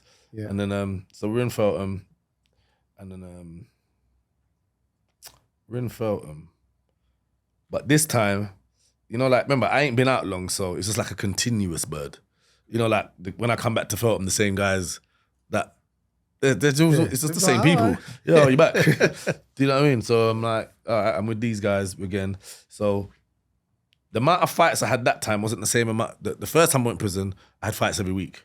This time was less fights, but more prominent fights with prominent guys. You know, like, you got problems with bigger people now, not just any little dickhead who's just thinking that you're nobody. You know, like most of the people know you're somebody now, but you know, there's always battle of the egos against, you know, people who are like yourself or fighters or stuff like that who's got a name. So I just had more fights with people like that. But then again, after that, I ended up on they call it the bully wing, yeah. But it's a wing called K2. It's called the weight unit. I think they call it a bully wing because of the weight guy. Yeah, rest in peace. I think he hanged himself. And they made a wing in dedication because he was getting bullied. Yeah, so R.I.P. to Mr. I've never met him before, obviously, but that's what the unit was called. But I went there for, you know, just constantly fighting and being uncontrollable. Do you know what I mean? So on that wing, yeah, big up Mr. Dahl as well. Yeah, he was like a Scottish man. He was like a sergeant major. Okay. Yeah, he's like sergeant major. He didn't mess about. You know what I mean? He'll put one on your chin as well. Mr. Dawn. Yeah? I'd love to see him again, you know, by the way. You know what I mean? He was like a what do they call it? Disciplinarian. Yeah. Yeah, he was proper. He'd let you fight in that, but he'd take points off you. But so basically, when I say points, so basically you're down there, and if you conform to everything they're saying, you can be off there in 5 weeks. But conforming is not even speaking. You're not allowed to talk. You're not allowed to talk to nobody. You know, like your next door neighbor, they catch you talking 250 points or 500 points, you know, depending on how much times you've committed the crime. So basically in there now, they wake you up 6 o'clock in the morning. It's all like, you know, like drilled. You know, like you come out, as your door opens, like when you hear the door open, it goes tsh, tsh, tsh. You know, like he does it all in a row. You know, like officer on that side, they're busting doors at the same time, and then you got to come outside the cell, and there's a box outside your door. And you got to stand on that box, and you got to go, obviously, my name is Thwaites. I said, Thwaites, 11-4, sir. That's what you got to say. And everyone's got to say it. If you don't say it, and if it's not done a certain way, hand your point sheet. You got to do it like, you know, like, what did I say, sir? You know, like you see the army do it. Yeah. He makes you do it like that. I think it's all his regime. Do you know what I mean? If you ain't doing it like that, and if you're 1 foot out the box as well, that's a point. That's points you're losing. So after you stand on the box, he says, get out of the way. You know, like I tell you, get out of the way. You know, so you move to the side, and he goes in your cell. And I'm saying, man, they're coming to man's cell at 6 o'clock in the morning. So when they come in, it's cell inspection, you know, by the way. Cell inspection, you know, like the army packs, you know, the beds. Yeah. The sheets, all squared, green, squared, green. No sheets on the bed. He walks around the thing, doing the skirting boards, checking under your sink, checking your table for dust, anything. You lose points. Marks on the window, lose points. The floor ain't scrubbed, points. That's every day. And then you do applications. Applications, if you want a drink, you have to apply for it. You know what I mean? You get that much a drink, basically. Robinson's. You know the Robinson's bottle? Yeah, you know that. You know the Robinson's bottle. You know that little line at the bottom, the first line. Yeah. You can fill it up to there, and then all your cream, your shower gels, your toothpaste. You know them little medicine pots. Yeah. You got to put as much as you can, you know, for the day in those. And if you don't apply, you ain't getting it. Do you know what I mean? So you wake up with that every day. But obviously, after a while, maybe after around 4 weeks, I realized I ain't getting off here. You know what I'm saying? I try, I ain't getting off here. So I just said, F it. And I just started talking to people. I didn't care about inspection. Obviously, they come in my cell and rough me up a bit. Do you know what I mean? Yeah, they rough me up a bit. And then, but obviously now I'm encouraging other people to talk. Yeah. You can hear them saying, yo, Q, I don't want to talk. And I'm saying, yo, brother, you're a pussy, yo, man. Man up, man. Remember, I don't care now. I'm off the point system. Yeah. Do you know what I'm saying? So when I do a crime now, I get nicked. They do crimes, they just lose points. Do you know what I'm saying? I'm off the point system. So when I get nicked, they bring me over to the block. And then, but when you go to the block, it's kind of all right because, you know, all the other people from the main population are on the block. You can get some tobacco and maybe even get some weed. Do you know what I mean? So it's all right. Do you know what I mean? And then obviously, but you're getting days added onto your sentence. That's the only thing. You know what I mean? Where the man them that's following the point system, they're not getting days. Do you know what I mean? But like I said, I'm in that mode where I don't even care anyway. Do you know what I mean? So sitting down there, obviously going to the block for a few times, you know, screws roughing me up, telling me that I assaulted them. Right. Didn't assault them. Do you know what I mean? They come in my cell, done me in, and then told the officer that I assaulted them. Do you know what I mean? That happened a few times. Went to the strip cells and stuff like that, you know, got beat up, put in strip cells, you know. They rip it, you know, they cut your clothes off, put you in this bloody horrible suit, leave the fans on. So it's cold. It's cold. You got plastic over your window so you can't bang. You got double doors, so you're banging, they can't hear you. Do you know what I mean? Like, I've cried in them cells before. Do you know what I mean? But, you know, when they come to check you, there's no crying. There's just pretending I'm doing press-ups. One-handed press-up. Yeah. Clapping press-up. You lot can't make me. I used to do that all the time when they come and like, you think this guy's a nutter. But the closest person I was with at that time was a chaplain. He was a monk. Wow. Do you know what I mean? Yeah, I was a monk. And you know what it is? When he used to come and see me, he used to come, but he was blind as well. Do you know what I mean? Yeah, blind monk. So he used to come in there and he used to, you know, he said, I'm going to pray for you. Like, he was concerned about me. I didn't know if he was what, because some of them do martial arts as well. I don't know. He wasn't Chinese, by the way. Okay. No. Okay. You know, like the monk in the gown, in the brown gown? Yeah. Yeah, he's one of them. Do you know what I mean? Obviously, Church of England. Yeah. Do you know what I mean? So he's come in my cell, but he was concerned for me because I was always down there. Do you know what I'm saying? So anytime he come down there, he'd ask me. But one time, I remember he brought me this Bible. It's called the Apocrypha. I know it was a red one. And he said, yeah, just keep this, this is for you. But I didn't know why he was giving it to me. Do you know what I mean? And then I never read it. You know, I kept it with me, but I never read it. But then later on I found out, you know, what the book was about. Do you get what I'm saying? So, I've never read that book. The Apocrypha. It was about when the people was going around the world and changing, you know, like the paintings. Yeah. You know, like some paintings you see now, not the paintings that they painted over them. Or they changed some things on them.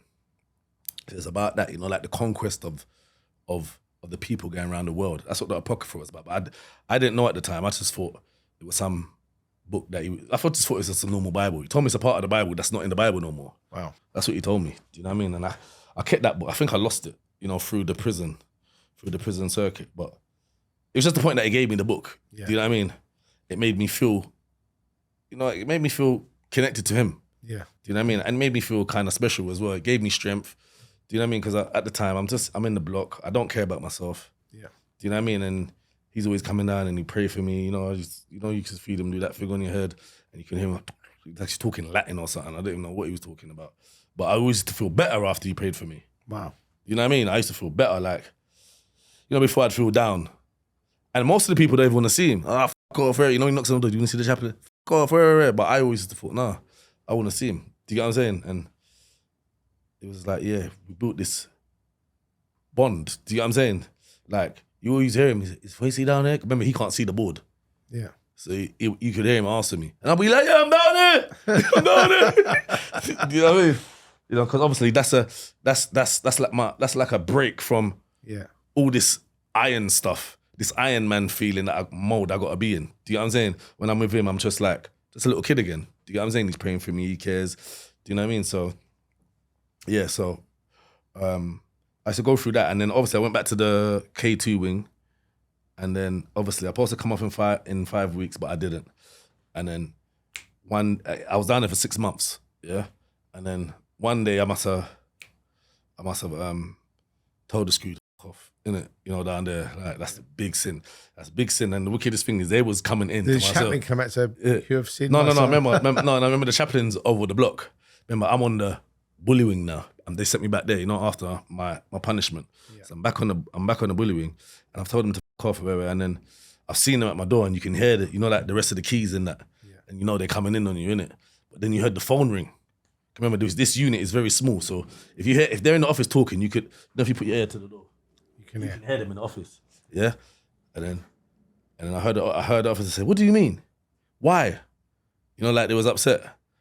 And then they came, and then when they bust my door, obviously I was ready in it. Like I had my the baby oil. Yeah. A baby oiled up, so when they're holding me like I can slip out and that, so they can't really get hold of me. And I took my top off and that as well. So, and they just said, "Your fucking clothes back on. Just put your clothes back on. You're leaving." I said, "Leaving?" He said, "Yeah, you're finished here. It's not working." But obviously that was the governor. Wow. Do you get what I'm saying? So the governor put me in the therapeutic wing, because they said to themselves, they don't understand what's wrong with me. There ain't nothing wrong with me. It's just that I'm tired of you lot's bullshit. Yeah. Ain't nothing that's wrong with me. It's just and I'm strong enough, like all the stuff I've been through already because I used to live in the block anyway. It's just the same. I'm strong enough to withstand this torture that you're doing to me, basically. Right. Yeah, so they put me on the place called Albatross. It's a wing called Albatross, and they've got TVs in the cell. So I'm just on that wing for around a month, while they're assessing me to see if my head's right. Yeah. And then they must have said my head was right, and then they moved me to Aylesbury. At Aylesbury now, that's like this ACAT prisons, Whitemore and that. That was the ACAT prison for kids, basically, Aylesbury at the time. So they moved me to there. Most of the bad boys are in there, like everyone that they can't control in Feltham. Yeah. And Portland and places like that, they're all in there because that's where all the murderers and they also think that, we're going to send you and then you're going to behave yourself. But you never really do. You just get in where you fit in and it just starts all over again. So anyway, I left from there. And then I got to 20. Remember I got to 20? Yeah, I think I got to 20. And they they said, yeah, obviously I was fighting in there as well. They said, yeah, you're going to big man's prison now. Remember, I'm thinking, but I'm not even 21 yet, They said, no, you're going to big man's adults prison, where. They tried to make it sound like they wasn't kind of starring me up, but they was, because only with 21 supposed to go adult prison. But they tried to say, oh yeah, you're just going there because obviously you're going to be released in 6 months. And I said, but can't I stay from here? Because I'm scared now, innit? I don't want to go big man prison. Right. You know what I mean? I thought there's big man in here, but I don't want to go big man prison because that's real big. There's big men in there, like size-wise, muscle-wise, and I'm just thinking, yeah, I don't want to be in there. You know what I'm saying? So I was fighting not to go there, but then I got there, and after a while, it was normal. Do you know what I mean? It was normal. Like I said, everyone in big man prison is more relaxed. Do you know what I mean? Like they've been through it. They understand how it goes. Just get your head down. And they're even telling you, just get your head down, just go on. Don't be around here with these losers and stuff like that. Do you know what I mean? Yeah. Like you're getting proper advice now, innit, from older people. So within 6 months, I was out anyway. But before I got out, my sister started going out with this guy called Tipsy. Right, he was from Peckham, but he was like major league, like drug dealer.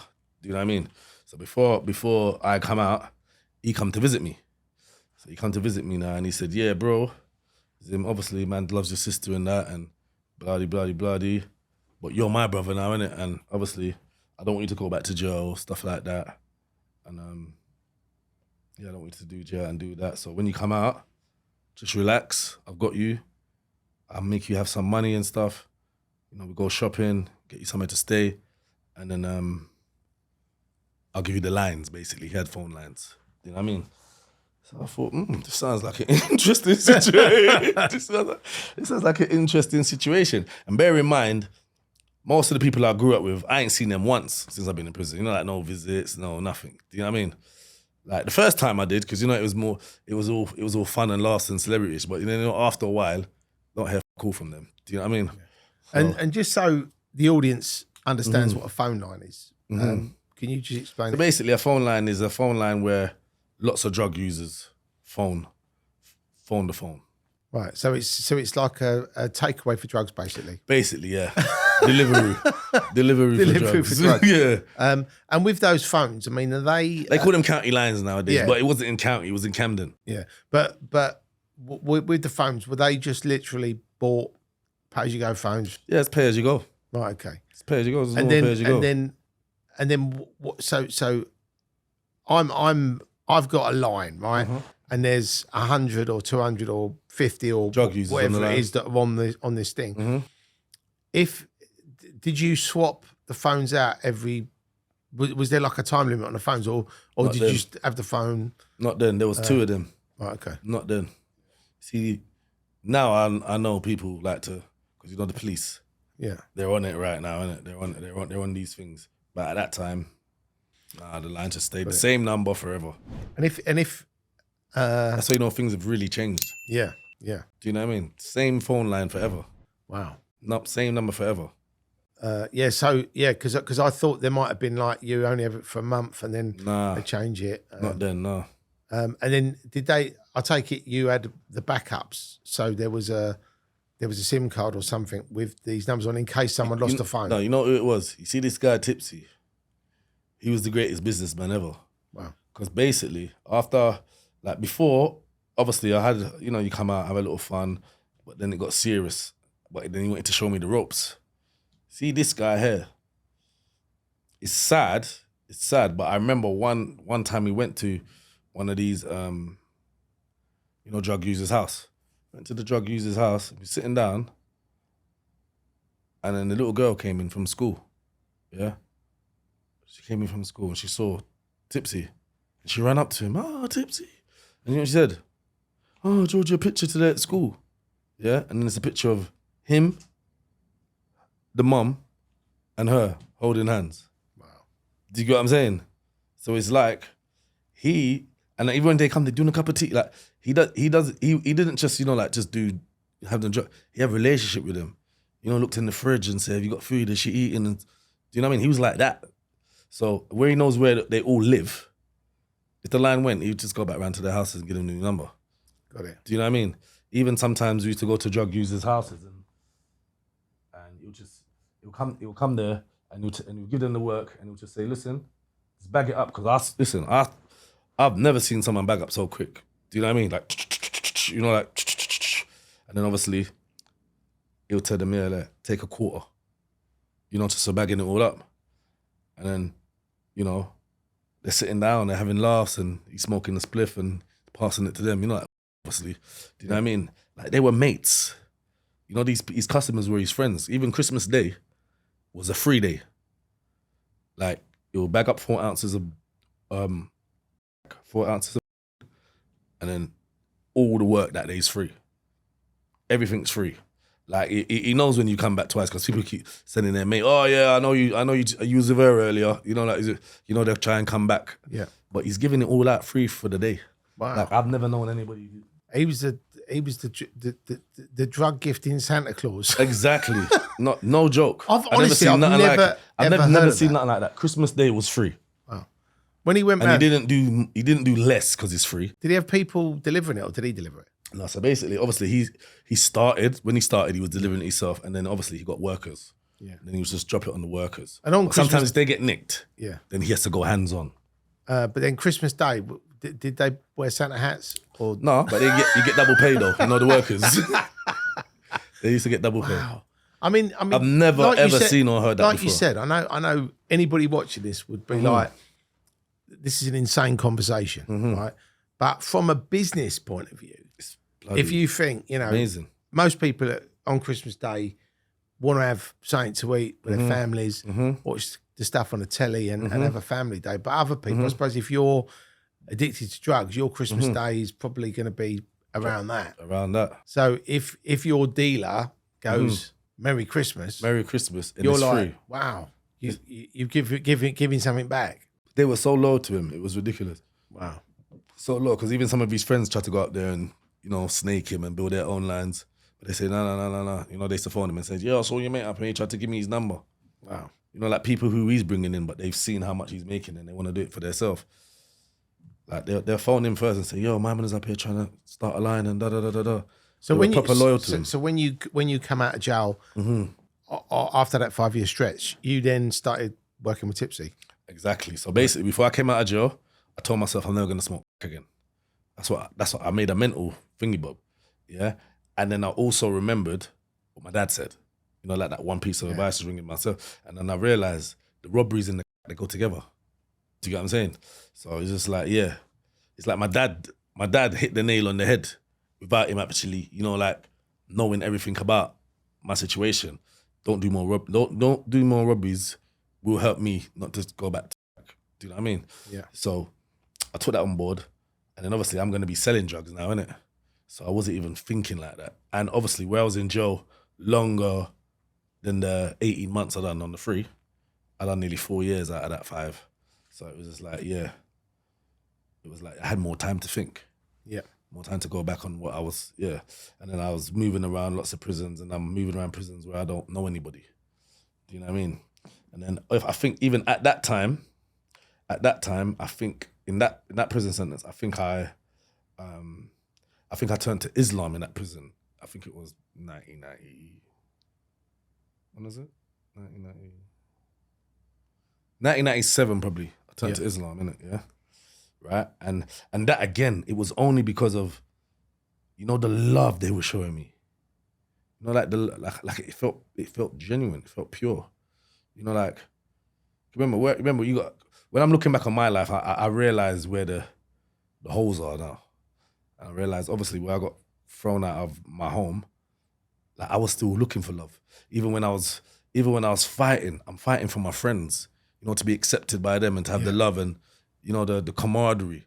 Like I'm always looking for love, but I'm really looking for it in the wrong places. Even the girls it's like I used to mess up my relationships all the time because, I don't know, maybe I was a bit needy or something. Do you know what I'm saying?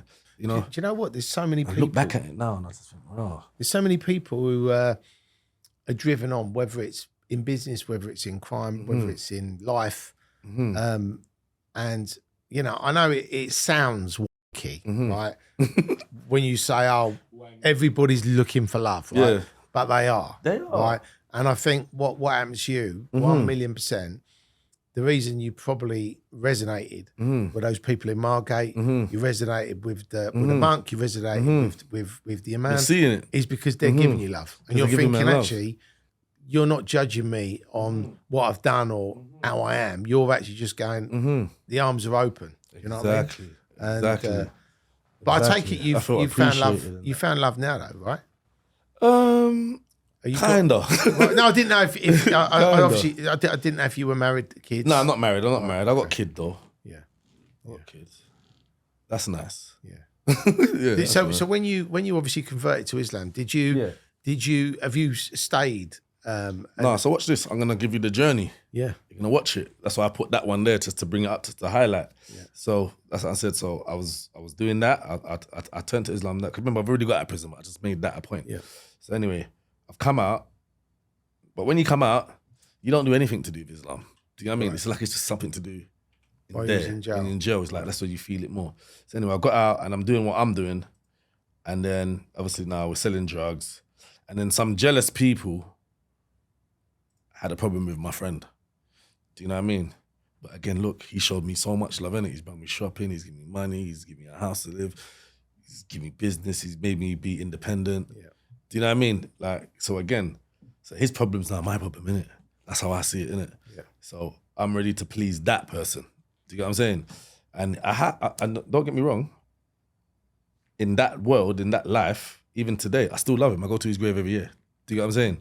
So ain't nothing changed. But sometimes I have to come out of my own body and look at the life just to understand, you know, the things, how I got into things, how things happened to me, how I was willing to do that and put my life at risk. But then, like I said, we've seen the pattern, the monk, the Islam, the love, him showing me love again. Yeah. It's just like all that. So like his problem became my problem now, innit? So where people are trying to get onto him, like these people were from my area.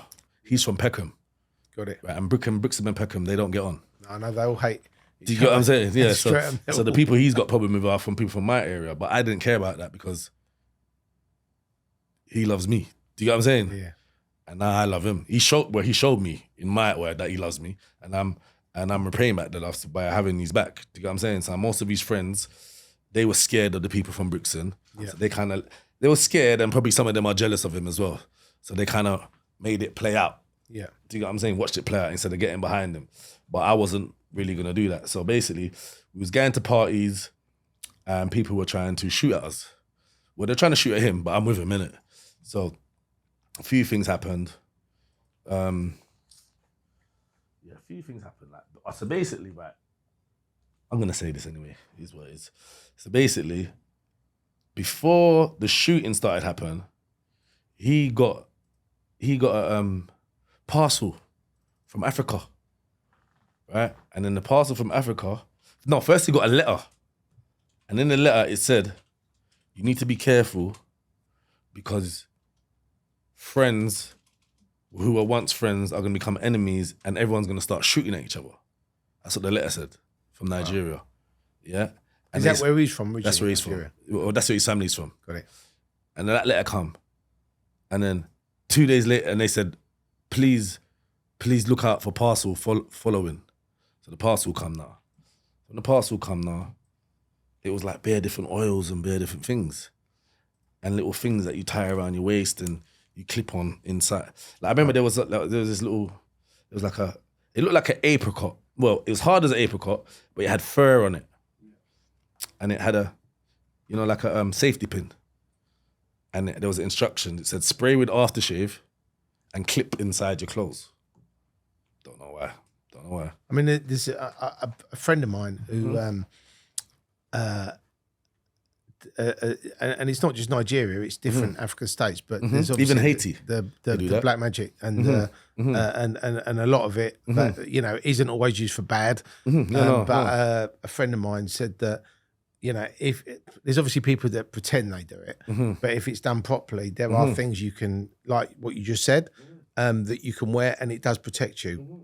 I mean, look, I don't know if it works, but people said it does work. People said it does. I'm gonna show you a story. We could just take. Remember, I just heard about this stuff.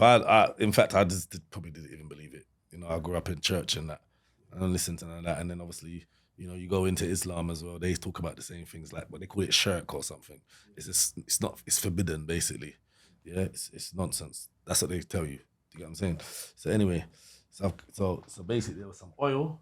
There was one red oil, I remember, and it had a so like a glass bottle. Yeah. All right then, you see like your bottle of oil. Yeah.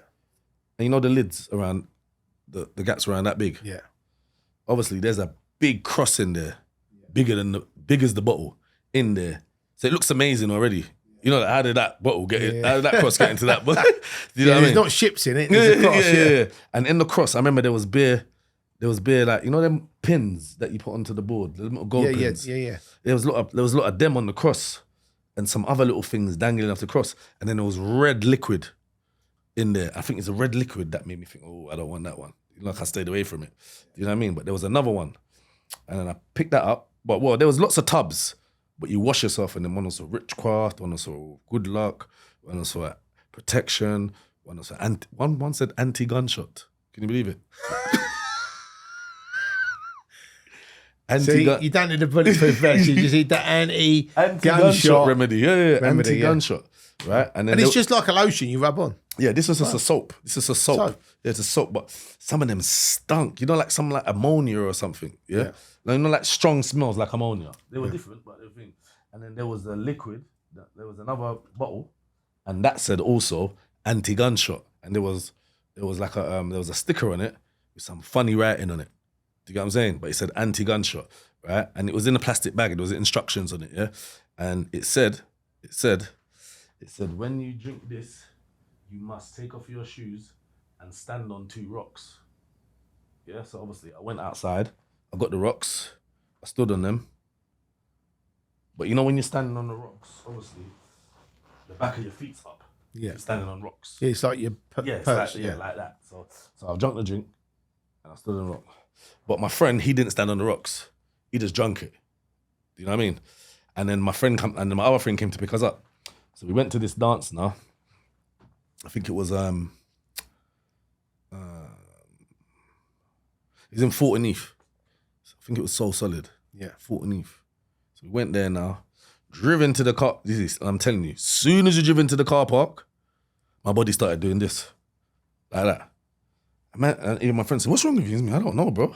My body was just doing that, and I couldn't control. I tried to hold it. I couldn't control it. And man was saying, "What? Do you want to go back home?" I said, "No, we'll be all right. We'll be all right." and then I put my foot on the floor, yeah, and like the door open, like they got out first, and I put my foot on the floor. When I put my foot on the floor, it felt like fire, yeah, like fire was on the floor, like proper, like it was hurt every time I put my foot down. Like I couldn't put my foot down fully. I could only walk on tiptoes. On tiptoes, you know, like the bricks. Yeah. Yeah. So when I'm walking on the bricks now, I'm holding it, and I'm trying to hold my hand like this, and I'm looking, yeah. But see, when I'm on my toes, it's like I can see a different view of the car park. Right. Do you get what I'm saying? Because I'm on my toes. Like they're just walking off nocturnally, you know, like laughing, spreading jokes in the middle, but I'm walking behind. You know, they're actually laughing at me. You know what I mean? Yeah, he's moving like an old man, come man. And I'm looking at, and then they walk past the car. But as they walk past it, I can see, you know, like, because I'm not walking at them, I can see bird's eye view. And I can see like people leaning down in the cars. And I said, yo, you lot, run! You get me? As I said that, my feet, everything went.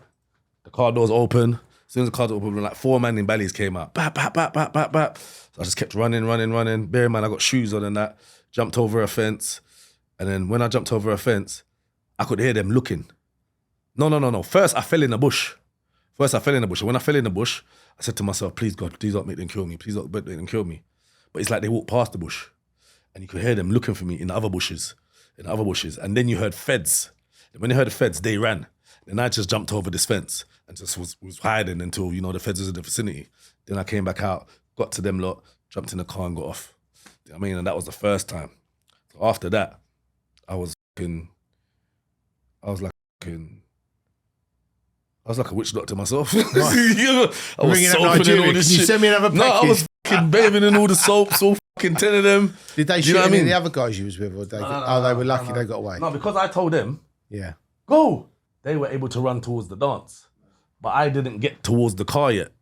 Do you get what I'm saying? So they come after me because I was that way. Happened, because if that hadn't have happened, it might have been a different story. Exactly, it would have been a story, because what we would have done, we would have just casually just slowly walked past them, past the car, and as we walked past the car, they would have came out of their car and they would have been behind us. And that would have been it. But I didn't get to the car. Did you find out who they were? Or? Yeah. And that was to do with the bricks. It's the same guys that had the problem with my mate, innit? It was them. So from there, it's like we still didn't take it serious. Went to another dance, came out the party, shots were fired again, we got away. But these times we were on ease. That was our drug now, innit? You know, Mitsubishis. Yeah. Used to be taking them all the time. Sometimes I would probably even take 10 to get these fucking, you know, these electric fucking things going, you know, like the next day. Fucking electric fucking things just running through my head. And I tell myself, I'm never doing that again. But by the time that goes, I'm back on it again. By the time that I'm on it again. So, yes. So we was going that, doing that, and then one day, it was just like, one of our friends got shot. He wasn't our friend really. The problem started with him, but he was from another area. Yeah, but so there was firing shots, and then I just said, yeah, I'm not having this no more. And just said, I think we got shot up 3 times, and then I just bought guns. That was it. I just bought guns. I just kept on buying guns. Before I used to just buy clothes. Now I just buying guns all the time. So I'm buying guns, and then he was John Wayne of South London. Yeah, basically. So basically what I've done is I bought guns, but then my friend, he used to make guns. You know that same guy, that tipsy guy? He's actually basically. And how did he make it? Was it buying? I'm gonna show you. I'm gonna show you right now. He used to go everywhere. He used to go countryside, everywhere, and he used to get the gun. You know, like they were pellet guns. And then he used to convert them. So when you say pellet gun, you mean like a 2.2, like an air pistol? Yeah, it was like it's like those. But he used to drill the hole, and then I don't know what he said. He used to drill a hole, and then he used to come out. I said, "What is that? Is that for real?" Yeah, and he used to test it in the tree, and it used to work. Wow. Yeah, so he used to go to all the little gun shops. So you didn't actually need to buy a gun. You could just get an air pistol. No, but first I started to buy 1 and 2. Yeah, but he was going like, that's not enough. You know, he's Mr. Smart Businessman of the Year before I started making them. You know what I'm saying? Because the prices were high, and then the people that man was beefing with, they had links to the people who sell the guns. Got it. So you couldn't go around there and get no guns. Do you get what I'm saying? So he sat down and thought, yeah, I'm going to start making my own. Wow. And that's what he done. And when was this? This was in the 90s? No, this is 2001. Wow. Yeah, this is 2001, early. Maybe this is happening around April. Yeah. Like when it's really getting serious. And obviously you've said, you've been in loads of scrapes. Mm-hmm. you've been shot at. What would you say in your, I'll say career, as being on the road? What's the worst violence you've actually seen? I've had violence done to me. Do you get what I'm saying? But I've also seen a guy get hot oiled and stabbed up. And that was that in jail? In Whitemore. Wow. And that weren't nice because even the screw went to hold him. And then when he moved his head, you know, like all of his faces on his white shirt. Wow. You didn't see that, and then the guy's face is pink. When you see that, you know, you look away. Do you know what I mean? Can't even look at that. But to me personally, basically there was a situation, well, you know what, let me get there. Because I've tried to plant that seed and get there, yeah? We're nearly there though. Okay. We're nearly there, right? So basically, so one day, I wasn't satisfied. So I went and bought a Uzi. Yeah, I went and bought a Uzi. Right? No, my friends have been arrested. So it's just me and one man left. And every day, everywhere he goes, it's like they find him somehow. You know, because he likes to link all the girls and that little sweet boy. And everywhere he goes, they're always peppering him. So obviously one day he phoned me. He said, yeah, let's look for them. You get me? But them times I've got this Uzi in it, so. So in an Uzi, for anybody who doesn't know what an Uzi is, obviously it's a submachine gun, right? Submachine gun, Israeli issue. And how many bullets are in a clip? Do you know? Because I thought it was it 100 or something? I was about to say 100. It's quite a lot, isn't it? I was about to say 100. But remember when man's got these guns, man's not good like the police or anything. Man's not, you know, like being close up with their weapon and, you know, doing all of that. Like, man buys it, man hides it. Do you get what I'm saying? Man buys it, hides it. And even again, the naivety of me, like, so basically I've got this Uzi. Do you know that I haven't even selected it? So watch what happens later on. So basically now, we're driving around looking for them, didn't find them. Went to my cousin's house, saw some guys outside my cousin's house, thinking that, okay, these guys, they're the guys outside my cousin, they found my cousin's house. So I pulled up, I'm on the back of his bike, pulled up, took my helmet off. As I took my helmet off, police van pulled up.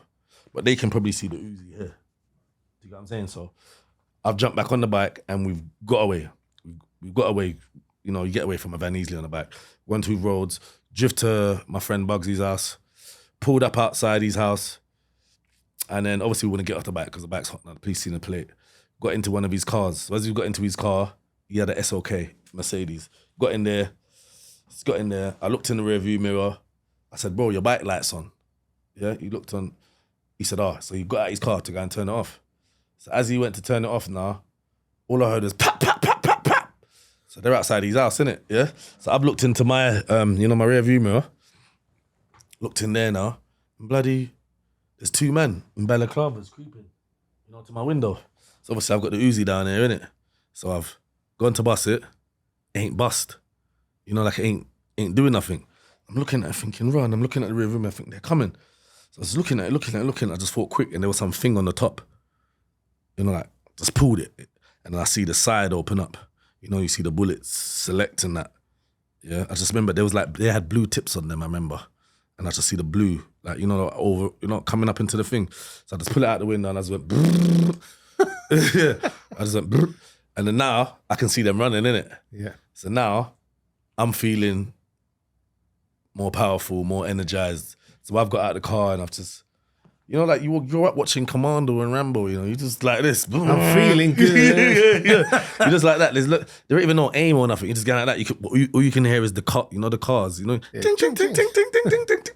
All around you, innit? Obviously, there's people about, people are hiding, they're running. So anyway, they've run off. We've jumped in our other car and we drove off. I could go in depth in the story, but I'm just trying to get to A to B to give you the gist. So basically now, I'm not satisfied. So I round up some other guys that I know. And then we head off to Pearly Way, which is a place called Atlantis nightclub. Yeah, so we've gone up there now. We're all dressed up, dressed up in long jackets, bloody. I bought Matrix. gloves. Yeah, basically, yeah. Long clothes. I had an New York hat on. Like, I actually bought these outfits for this. Do you know what I mean? I had the slip knot. The slip knot. Remember the slip knot? That punk band. Yeah. I had that hoodie on with the long jacket over it. Yeah. I had a bulletproof vest in the car. I had a mask in the car. I had the gloves in the car. You know what I'm saying? There's no thinking. You get what I'm saying? There's no thinking. So what I've done is I've got out the car because there's traffic, and now I'm looking in everyone's car. You know, like seeing if there's anybody I know who's connected to these guys, because you know they're in the car park trying to find parking space. So I've done that, but I've got a little soldier with me, called Jermaine. He's seen what I've done and thinks he could do the same thing. You know, like looking in people's cars. So he's gone and looked in someone's cars, but he's not realised that the car behind him, the car behind that car they're with each other. Yeah. So as he's gone in there, he's looking around. Those guys have jumped out of their car and jumped on him, and now there's like 10 guys, you know, like kicking him and stamping on him. And he calls me, Quince, help me, you get me? And then I heard one of them say, get his gun. Because he had a gun on him, my little friend. So once I've heard that, I just ran over there. I seen so much of them, I just sprayed it. And then obviously one of them got shot in the leg, the rest of them scattered. So I picked up my friend, picked up his gun off the floor, ran into we had 2 cars, jumped into this Audi A3 gold. And then I'm thinking, I can remember I've bust shots at Brixton earlier in the day, and I have bust shots here, so I'm trying to look, you know, to gauge how much shots have I got left. But it's like I was playing around with the thing, bam, it went off, you know, in the car, and the shot went through the dash, and then the whole car just went vroom, you know, the electric, it just went vroom, yeah. And then the other car, there was we had a BMW in front of us, you know, like an old 5 Series, that reversed. Yeah, because it's like, as that reversed, police came behind us. No, police came behind us and then they reversed, you know, when they saw the police behind us. So we jumped out of our car, jumped into their car. There was like 3 of them in the car. So now there's 5 of us in this BM. So now we're driving. I told the guy to go left. He didn't go left. He went right. He panicked. So by the time he done that, we went all the way back round the rave again. So as we're outside the rave again, there's so much police there. They've just joined in the chase. And then every road that we pass, you can see police, you know, like, waiting for us to pass to come into this chase. Do you know what I'm saying? So there's bare police, and I'm saying to everyone, now how are we gonna get away? Like, you know, like I'm sitting in the car, everything's blue. That's how much sirens are in the area. Like everything's blue. You know what I mean? So I'm just thinking, we're f***ed. And I'm thinking, I don't want to go back to jail. You know, like I've done so much bird already as a kid. I'm just thinking, I don't want to go back to jail. And everyone ain't telling us how we're gonna get away. So I just took the Uzi out and just started firing out the window. At the place? Yeah. I started firing out the window. And then obviously behind it started getting mad. You know, like they're swerving around, you know, probably nearly even crashing into each other and stuff. So I'm saying, this is how we're going to get away. Do you get what I'm saying? This is how we're going to get away. So I squeezed it off until it finished. Yeah. And I threw it out the car. I remember that. I threw it out the car. I didn't keep it in the car. I threw it out the car. Threw it out the window. So you only had 1 clip with it? Yeah, I only had 1 clip. Threw it out the window. And then I took my friend's gun and I fired that out the window as well. Yeah, but that one, I gave it back to him. But he left it in the footwell of the car. So basically, we're driving. We get to Fortineath Pond, and there used to be some barriers there. We crashed into that, and he was going, and it wouldn't come out. You know, when it's into the... And then as soon as I went to jump out, it got out. And we carried on driving, and then I remember they put a stinger in the street. Yeah, and then once he done that, you know, the wheel kind of went. Yeah, and then the car veered over to the side of the road, but there was a van there. So as that was happening, as we was getting closer to there, I jumped out, remember, because I'm by the window now, innit? So I jumped out. When I jumped out, my friend tried to jump out after me, but the door closed, you know, with the van and caught on his legs. Do you know what I mean? So he got caught in the car, you know, with the 2 guns there. Like, cause there was another gun there, but which didn't get used. I think it's like an 8mm or something, but it didn't get used. So I've jumped out, and when I jumped out, I've seen these policemen, you know, with like that, you know, they got the hats on, black and white. And they said, don't move. Yeah, but I was so scared. I just ran straight past them.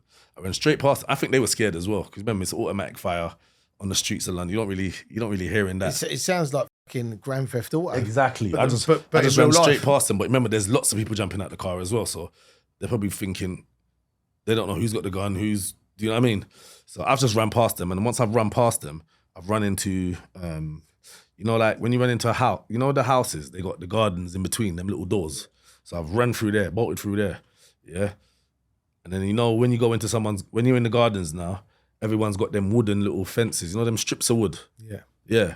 Now, I was so scared, I did not climb them. I ran through them. Like every time, you just heard it go, bap! You know, like I could have a gunshot. Yeah, I just ran through it. Because you remember they're just them little strips of wood, innit? You know them fences. So I just ran through them. I just kept on running. Once I ran through it once, I realized it was a technique. You just get bang, bang, bang, bang. And then bam, I heard the helicopter. I can hear the police, but now I can hear the helicopter. And I'm hiding. And then there, like, in between the houses, there was a patch. It was like a part of a park, but there was like a tree. You know, like a tree, but it was fallen. Yeah, so I just lied under the tree. Do you know what I mean? You know, like you've been playing games, computer games and that, you know, hiding from the helicopter. So I thought I'd hide under the tree, you know what I mean, to keep myself, what is it, the heat radar, whatever it is. Yeah, so just hide under the tree. But bearing in mind now, I am shitting myself. Do you know what I mean? I've never heard so much police. I know the situation I'm in, and you can hear them in the area. You can hear dogs, you can hear everything, yeah? I'm shitting myself so much, that I had to take a shit. Like, literally, I just had to, because I was nervous, and the adrenaline, I've never felt it like that before, you know what I mean? So I had to do that, done that. I just kept running. I met some guys, I gave them £50, they gave me their jacket. I told them some guys chasing me. They walked with me to the cab office in Crystal Palace, got in a cab, and went straight back to the person's house I was staying at. So that person stayed on the run. And, you know, Ashleen. Yeah, of course. Yeah, I was staying at her house. Right, okay. Yeah, so she said she stayed on the run for me around a week. Wow. She was chilling in hotels. How fun is like, that? me and her never had no sex or anything. She's just my friend. Do you know what I'm saying? Just my friend for anybody who's watching. She actually made her movie debut with us. Did she? That's my mate. In Rolling with the Nines. Exactly. And she ended up going on Big Brother, didn't she? Yeah, she did. So, yeah. And she's now a famous model and influencer. Exactly. So. Do you know what I'm saying? And she was there for me. Yeah. You know, at my lowest point. You know, when other people might not have been. Oh, stay away from me. She was like, nah, man, come, I got you, Q. Let's just roll. And I stayed with her for like a week, just rolling around from here to there. And then I got nicked. Do you know what I'm saying? And then I went to jail. What did they nick you for? Basically, first it was conspiracy to murder, like 20 police officers. So I was shitting myself. You know, when you see that. I mean, that's going to be a lot of bird. A lot of bird, but obviously they couldn't make it stick. So basically what I got done for it in the end was possession of firearms with intent to endanger life. Yeah. What sentence did you get for that? I got 14 years. Wow. I got 14 years. My Cody's got 9 years, 6 years, and 10 years. Well, I mean, do you know what I mean? I suppose if you'd have actually hit one of the cops, it would have been over for me. I wouldn't be sitting there talking to you. So thank God. Yeah, thank God it didn't, because I never had no intention of hitting them. Yeah, I just wanted to get away. I just wanted to create confusion so I could get away. How did they know that you was in the car? Was it because they got the other guys and they could link you? Listen, the only guy that got caught was the guy that one who got trapped. Everyone else, I don't know how everyone else, can you imagine 4 people got away from that? Yeah. Only he got caught. There must have been DNA in the car, no? Yeah, there was DNA in the car, but when I got arrested, they hadn't done no DNA yet. Got it. Do you know what I'm saying? And like I said, you didn't want to go not guilty. You just thought I'd put my hands up. I went not guilty. Oh, you did? The reason I went not guilty, my sister told me to, is because basically I told him I threw the Uzi out the window, which I did. But when they got the car... Did they have the Uzi though? No, watch this. When they got the car they put into a garage. You know, just a local garage, lock up, and just put a sheet over it, right? And I hadn't been arrested by this time, yeah? So this is in the local garage. You know, people coming in and out the garage. It's just there. Ain't been taped up, ain't nothing, just a sheet over it, yeah? And then obviously I told him, my sister asked me what happened, and I told him this is what happened, And then he said, you sure you threw it out the window? I said, yeah, because it's in the footwell. It's now in the footwell. And it's got your DNA on it. Do you get what I'm saying? You know, after I've been arrested. But what it done is, they couldn't charge me with anything at the time, but because of my license, you know, for my last sentence, they put me in there, made me sit in there. I walked out of Belmarsh, and as I was finishing off my last, I walked out of Belmarsh, bam, they was out there with new evidence. Got it. DNA on Uzi found in the footwell. Do you get what I'm saying? And I already knew that I didn't found in the footwell, so I was just thinking, I've got a chance here, or some kind of stitch up. And because of the car hadn't been sealed, you know, cause contamination, they should throw it out. But the judge said, this case is too serious, nothing ain't getting thrown out. Yeah, he overrided the law. They're not pass go. Yeah, he said that ain't happening today. He could see where he was going, you know, trying to get thrown out at half stage, because that was the only real evidence against me, the Uzi with my DNA in the car. So then, but the judge knew, that gets thrown out, I walk away. Do you get what I'm saying? So he said, that ain't happening. Do you know what I mean? And I also think that's why he didn't give me as much as I thought he was gonna give me. Yeah. Do you get what I'm saying? Because judges. You know, sometimes you think, oh, yeah, they're f***ed up, but sometimes they do take things into consideration, even the feds' behavior. Do you know what I'm saying? So, even though I did get more than my codees, but my previous, they got me down as a career criminal. Do you know what I mean? So I just look at it like that. And obviously, the day before, he had a life-saving operation. So maybe the monk spoke to him in his sleep. Yeah. Make sure you give Q. Why? Otherwise, I will pull the plug. and then when you went into jail this time, Yeah, Belmarsh. that's a long fucking stretch. Mm-hmm. At that point, did you sort of did you think, how am I going to get through this, or did you just sort of think, I'm back to? As soon as I got sentenced, you know, I was in there with the the dome robbers. I was in the fucking, the cells. So I've gone in there now. Obviously, you have banter with them and that. They're good for cracking that, good cracking that. You get me? So I had banter with them, and then I came down. As soon as I came down in there, they was in the cell still. I came down and I just went to my knees and I just prayed to God, and I said, God, whatever you do, just don't let me feel this. This sentence. Just don't let me feel that. And then I just got back up and just acted normal. Do you know what I mean? Started talking to them, started talking to other people, and then and then got back to prison, obviously. My mum's crying and stuff, do you know what I mean? My daughter, stuff like that. Like, that started hurting me, because then I realised how long I'm going to be away, do you know what I mean? And I've never done a sentence like this before, so it was very different. But I've done so much prison, I'm kind of half institutionalised already, do you know what I'm saying? So I just got on with it. And then obviously I'm ACAT now as well. So my restrictions and how I can behave is a bit different. So anyway, they've moved me to Whitemore. So I'm in Whitemore now. All the faces are in there. You can believe that they're in there. I was trying to remember someone's name the other day. I just remembered it. Yeah, I just remember their second name. Big him up, so I can big him up. Kevin Hanley, yeah. Have you ever heard of him, Kevin Hanley? I've heard of him, yeah, but I don't. Yeah, Kevin Hanley, he's a good guy. Good guy. Big him up. He's one of them guys, them older guys that I used to look out for, the younger ones. Like, give you a bit of advice. Kids, don't do that, don't do this, don't do that. Kevin Hanley. But, so yeah, I began through the Thingy Bob system, the dispersal system. So we began through the dispersal system. Obviously, when you're in there, when I'm in prison, everyone picks up their religion again, innit? So I'm doing this Islam thing, Islam.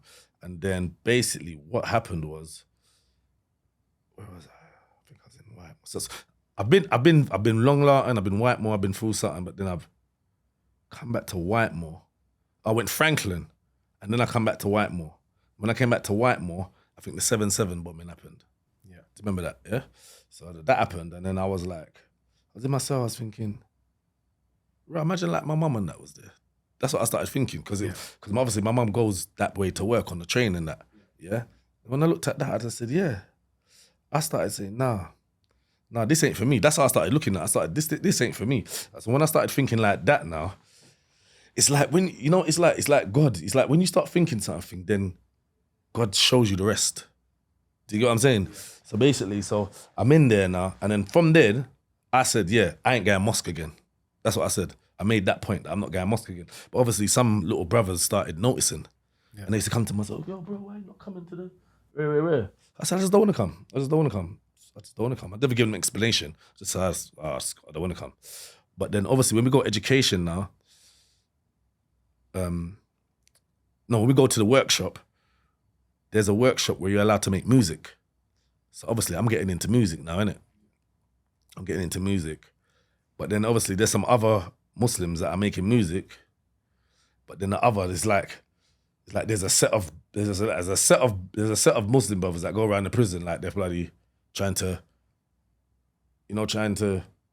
influence what you should do and what you shouldn't do. So they're getting into them man there's heads. So it's just me left. Like they left the music, it was just me left. Like I wasn't budging. Do you know what I'm saying? This is what I'm doing. So I just kept on doing my music, just me by myself. So where all the other brothers have been told not to do music now, it's like some whispering campaign, against me. Because some other brothers are coming to my thing and saying, yo, bro, brother saying that you're not coming mosque no more, and you're doing music and I'm like, brother, mind your own business. This is what I want to do. This ain't nothing to do. If I don't want to go mosque and I want to make music, that's what I'm doing, innit? So it was left as that, innit? It was left as that. And then the people that done, it was, I think it was I don't know if it was that or one plot. I think there was another plot where they tried to bomb and they got foiled or something. Yeah. I think it was some guy called Garcia or something. He came in. But when he came in, I could see how terrified he was. Because, he didn't know what he was coming into. Got it. Which he should, when I think of the logic, that's when you should be. You come to this country, you try to bomb it. So when you come into the prison, you should be wary. And he was scared. But then he realized that the Muslims are running the prison. Do you get what I'm saying? And then I watched him change. Do you get what I'm saying? He started turning into a bit of a G and stuff like that and started telling this man that and giving this man orders, because sometimes you can speak Arabic and that. It's like people, they look at you like in awe or something, in the religion, like you can speak, you can say certain things and certain things like that. And I could see that's what was happening is like, because he could speak a certain way and like people were mesmerized by him. Do you get what I'm saying? So I could see all of that, but I weren't really interested, you get me? And then one time there was an American youth that was come on the wing. And then he come on the wing now, some American guy. And he was just talking. But he was like, he was fun. He's a nice guy. But he didn't understand that the Muslims were looking at him like they want to put a hit on him just because he's from America. Do you get what I'm saying? So I whispered in his ear and I told him, bruv, don't come back to the kitchen again. They're going to hot oil you. Do you get what I'm saying? And he's in, why? He's in, because you're from America. And that's it. End of. He said, what? And then I must have told him that. Do you know he went and told them? He went and told them that I told him that. So from then now, they got a marker on me. Do you get what I'm saying? And I'm not going mosque. But at the same time, I still am who I am. Do you get what I'm saying? So there's still wariness and I've still got alliances to people in there. Do you get what I'm saying? So we're going through that. And I'm not budging. I'm not going there. And then obviously, all the time as well, even on my report, it used to say that, oh yeah, I'm part of a Muslim gang and that, innit? Right? But then when I stopped going mosque, I went on a course and a woman asked me, why didn't I go mosque? Like the work I had. I just said, I'm just not in it no more. She said, okay. And then I realized on my reports that Muslim gang thing went. Yeah. Do you get what I'm saying? Because I was staying by myself now. I wasn't associated with nobody. But I was at that stage where I just wanted to come out of prison. Got it. I just had enough. And me hanging around the view lot and hanging around the view lot. And it just so happened that the 7/7 bombing was the trigger because I kept on seeing it on my thing. And I knew, and I wanted to change and I wanted to come out and I wanted to be with my family again. And I realized that was one of the things that was in the way. So when that happened, it was just like, yeah, this. I'm not interested in this no more. But I was going through that for a while. And then what happened was, who came into? So basically, there was this youth, right? He was my mate, right? His name was Zartash. He's like an Asian guy. He's from Brixton too. Yeah, he was like my little soldier, innit? Yeah, you can put it how it was. He was my little soldier, and we was doing little business and stuff like that as you do, and but his girl was coming up to prison with my girl, so they were having conversations. Talking to each other, personal stuff and stuff, innit? Because train rides long, and they probably become friends after that, talking on the phone with each other. Because they're going through the same thing, visiting their man in prison. So anyway, they start telling each other stuff, and obviously the girl that I had claimed that she had cancer. You get what I'm saying? But it was like, that was just a lie just to manipulate me at the time. You get what I'm saying? But she told his girl that, and then he started talking to some next man in prison, saying, yo, accused girl's got cancer and rare. So I said to him, it's me, bruv, why are you telling people what about my girl? And because my girl's told your girl, now you're telling, because that's, no one else ain't gonna know. A man can't come and tell me that by a fluke. You know what I mean? So I said, bruv, don't do that again. Don't let me hear that again. He said, yeah, all right, no problem. So anyway, done that. And then, heard of Gary Nelson. Yeah. He come into the prison. Right, so he's coming to the prison now, and he's on the same wing as my soldier. So it's like he's coming to the prison and he's tried to he ain't tried to do anything actually. What everyone just started sucking his ass for some reason. Do you get what I'm saying? But where I was younger, I've seen Vincent chase him down. So the way you lot see him, I've never seen him like that. Do you get what I'm saying? So obviously I've heard things, you heard things, but where I come from, anyone can do that stuff. So it's like the normal person might think, oh, that's amazing. To me, it was nothing. Do you get what I'm saying? So he's coming, but I haven't been the one that's been up his ass. And it's like, I think he's noticed that. So even when we're playing football in that, he's doing what he's doing, when I play football, I play hard. It doesn't really matter who it is. Could be you. I'm going to knock you over. Yeah. You know what I'm saying? So I knocked him over a few times, innit? And he said, oh, don't do that again. But I didn't listen. You know what I mean? It's just doing that. And then one day, we was going to the gym. And then he come beside me.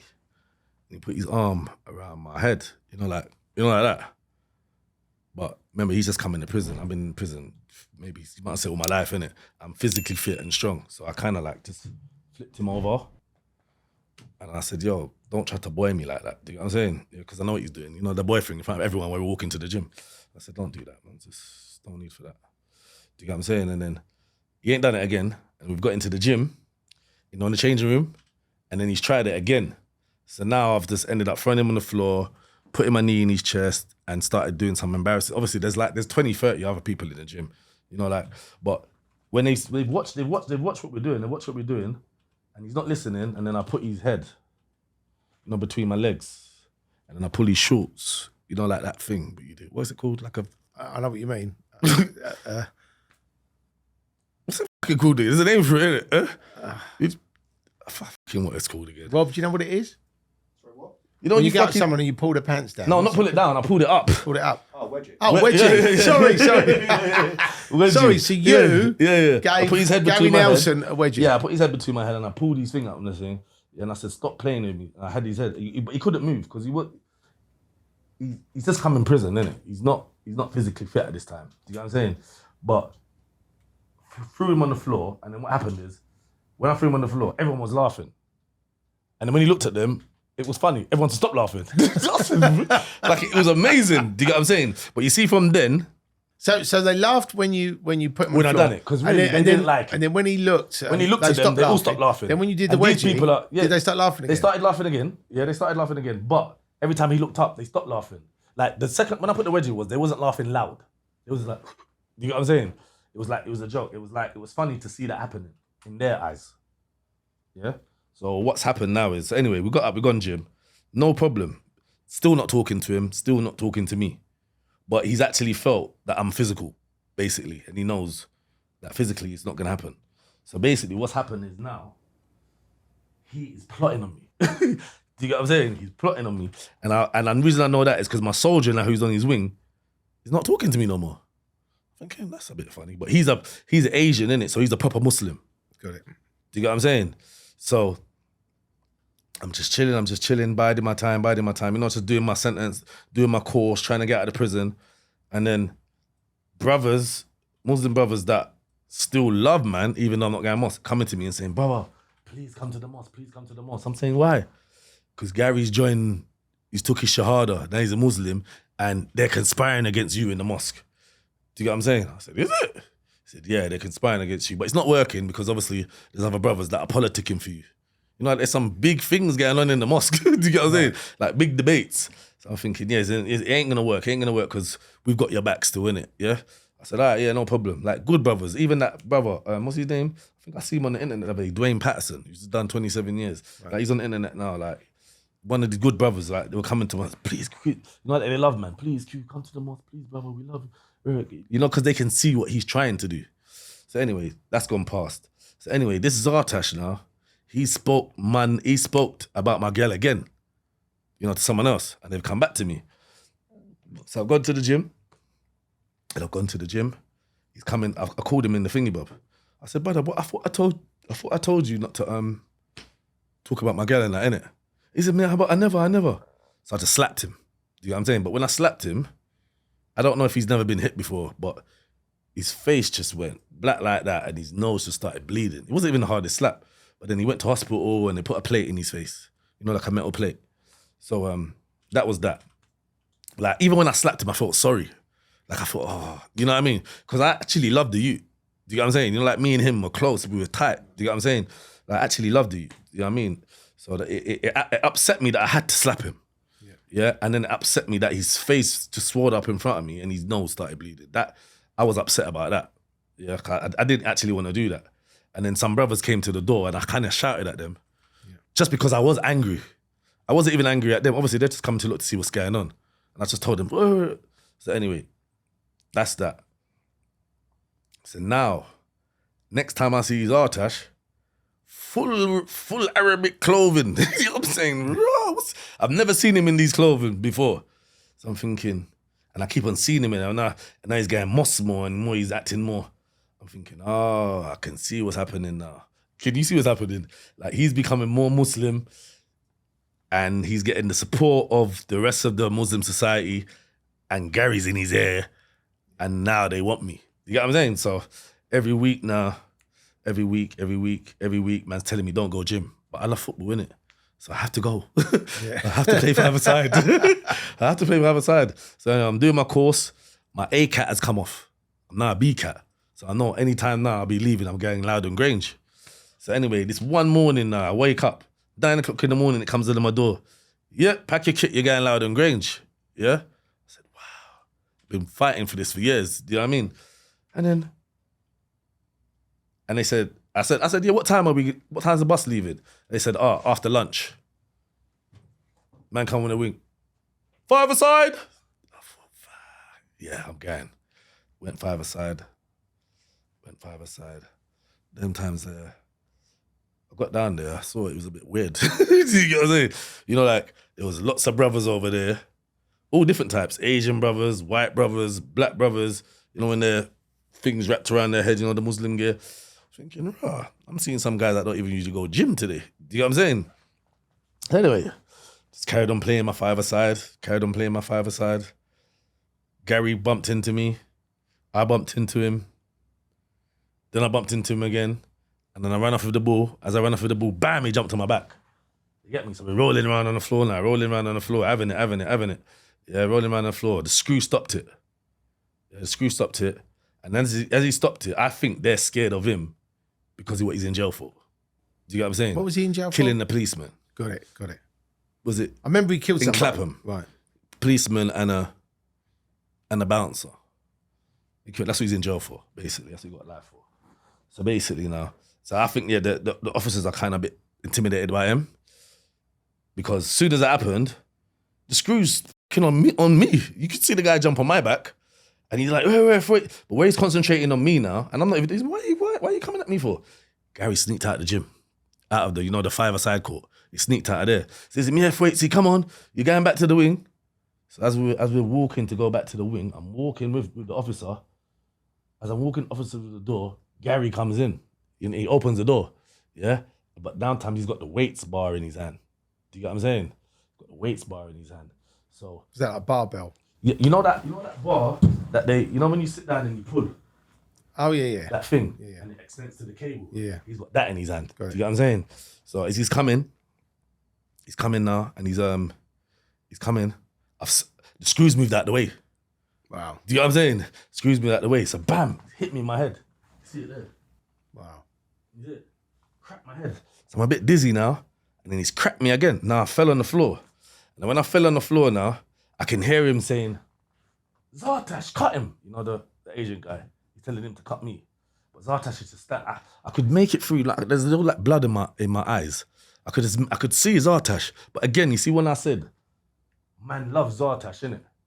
Yeah? So I could look at Zartash, he didn't really want to do it.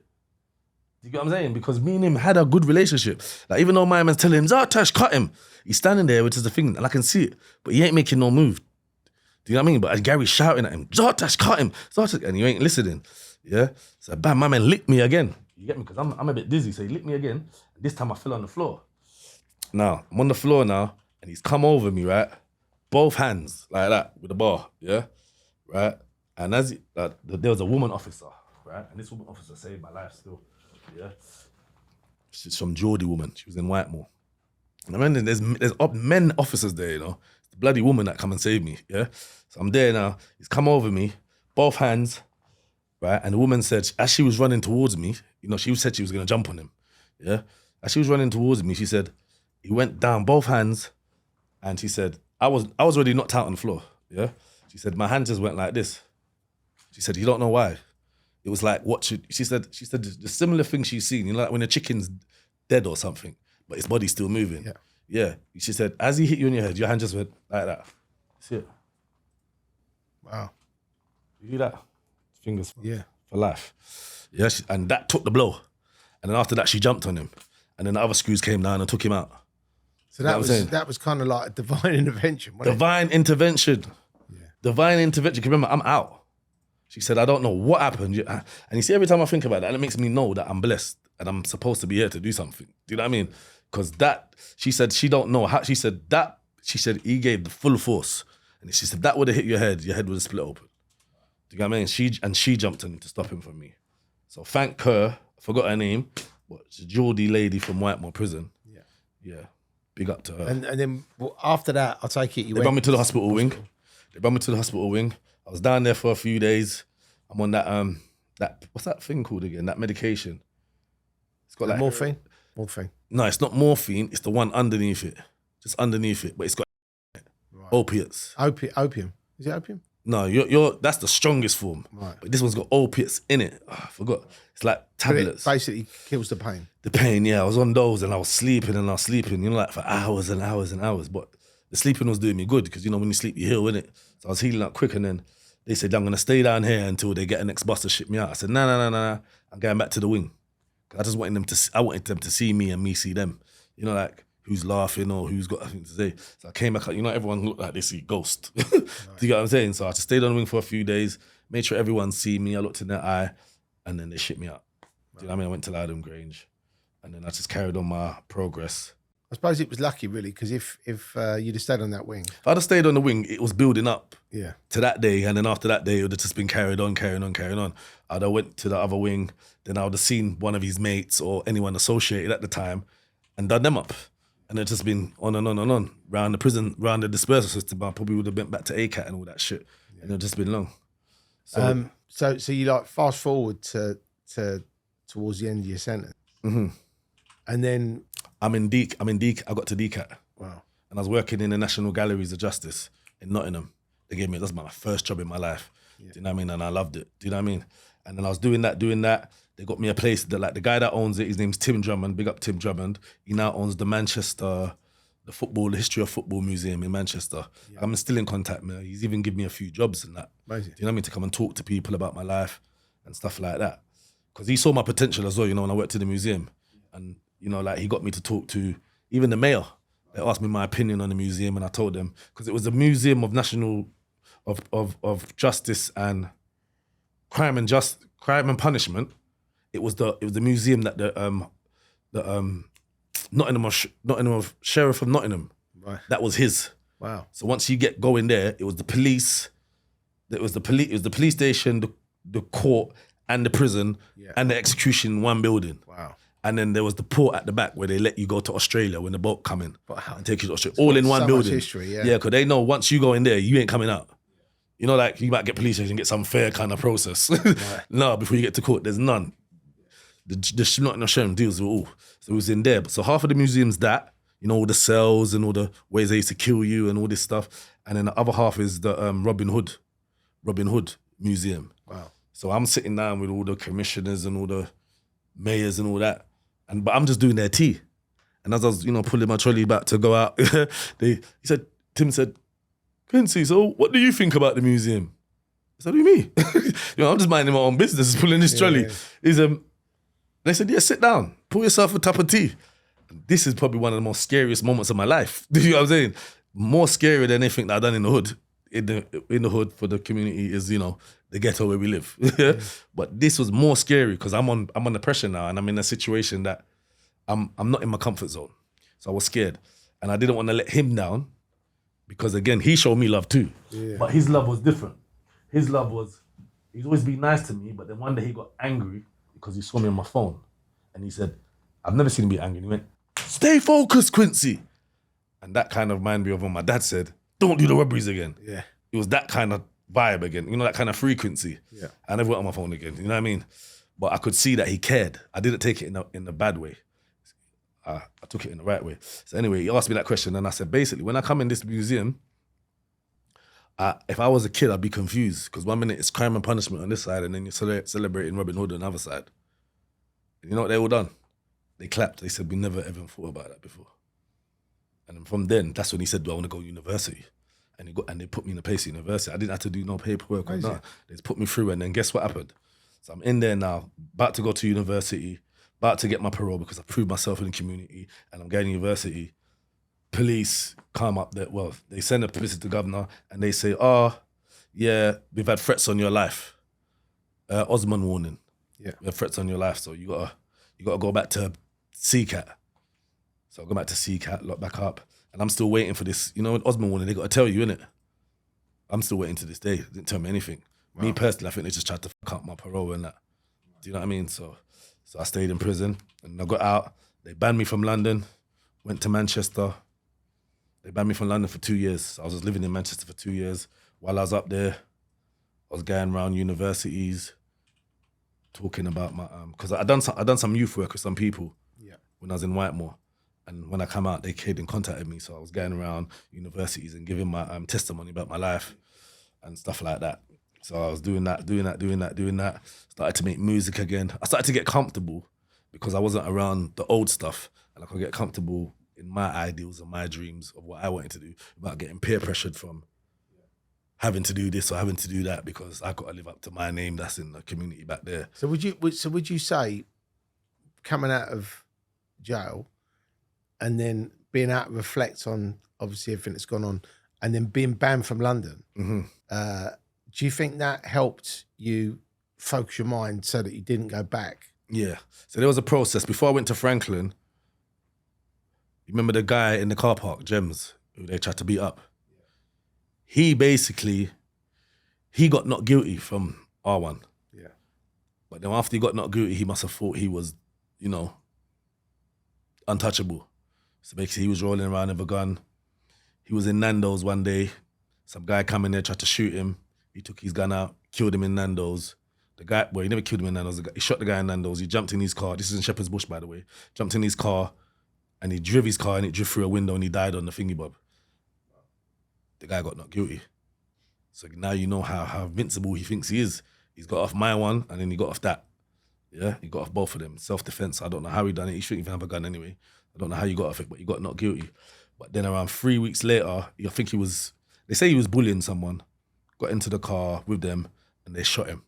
Wow. Do you know what I mean? They shot him, so obviously. He didn't die straight away. He came out for a few months, and then one day he just died of lead poisoning. Then 2 weeks before that, Tipsy, the guy that was going at my sister, he got killed in his motorbike. Wow. Yeah, so then after I moved from Franklin, moved back to Whitemore, I was going through that as well. And the 7-7, remember, it's that same time. So there's bare turmoil in me, and I'm trying to work out everything in my head. Do you know what I mean? And I just started to think about what I want, not what this person wants from me, not what that person, my friend who died, so I'm not really in this love with conditions thing no more. I'm just trying to find out who I am. And then obviously, later when I got out, so I had to deal with that. So there was a process. But before Tipsy died, he was in jail. He used to tell me we're gonna make music and that. And because he was good about business, I kind of listened to him and I started writing. So when I was in Franklin, I started writing. I think after that, no. Franklin, Whitemore, then Loudon Grange, yeah. So when I was in Franklin, I didn't know nobody. Again, see where I don't know nobody, I can get my mind together. I'm in Franklin. In Franklin, there's a lot of racist people. Do you know what I mean? There's a wing called Mississippi, for fuck's sake. Mississippi, the wing. Mississippi. Mississippi. I thought you said Mr. Zippy. No, Mississippi as in, there's a whole landing called Mississippi. Yeah, they've got cowboy hats on. No. It's called Mississippi. So the man them on that landing, they're together. They don't associate with the rest of the land.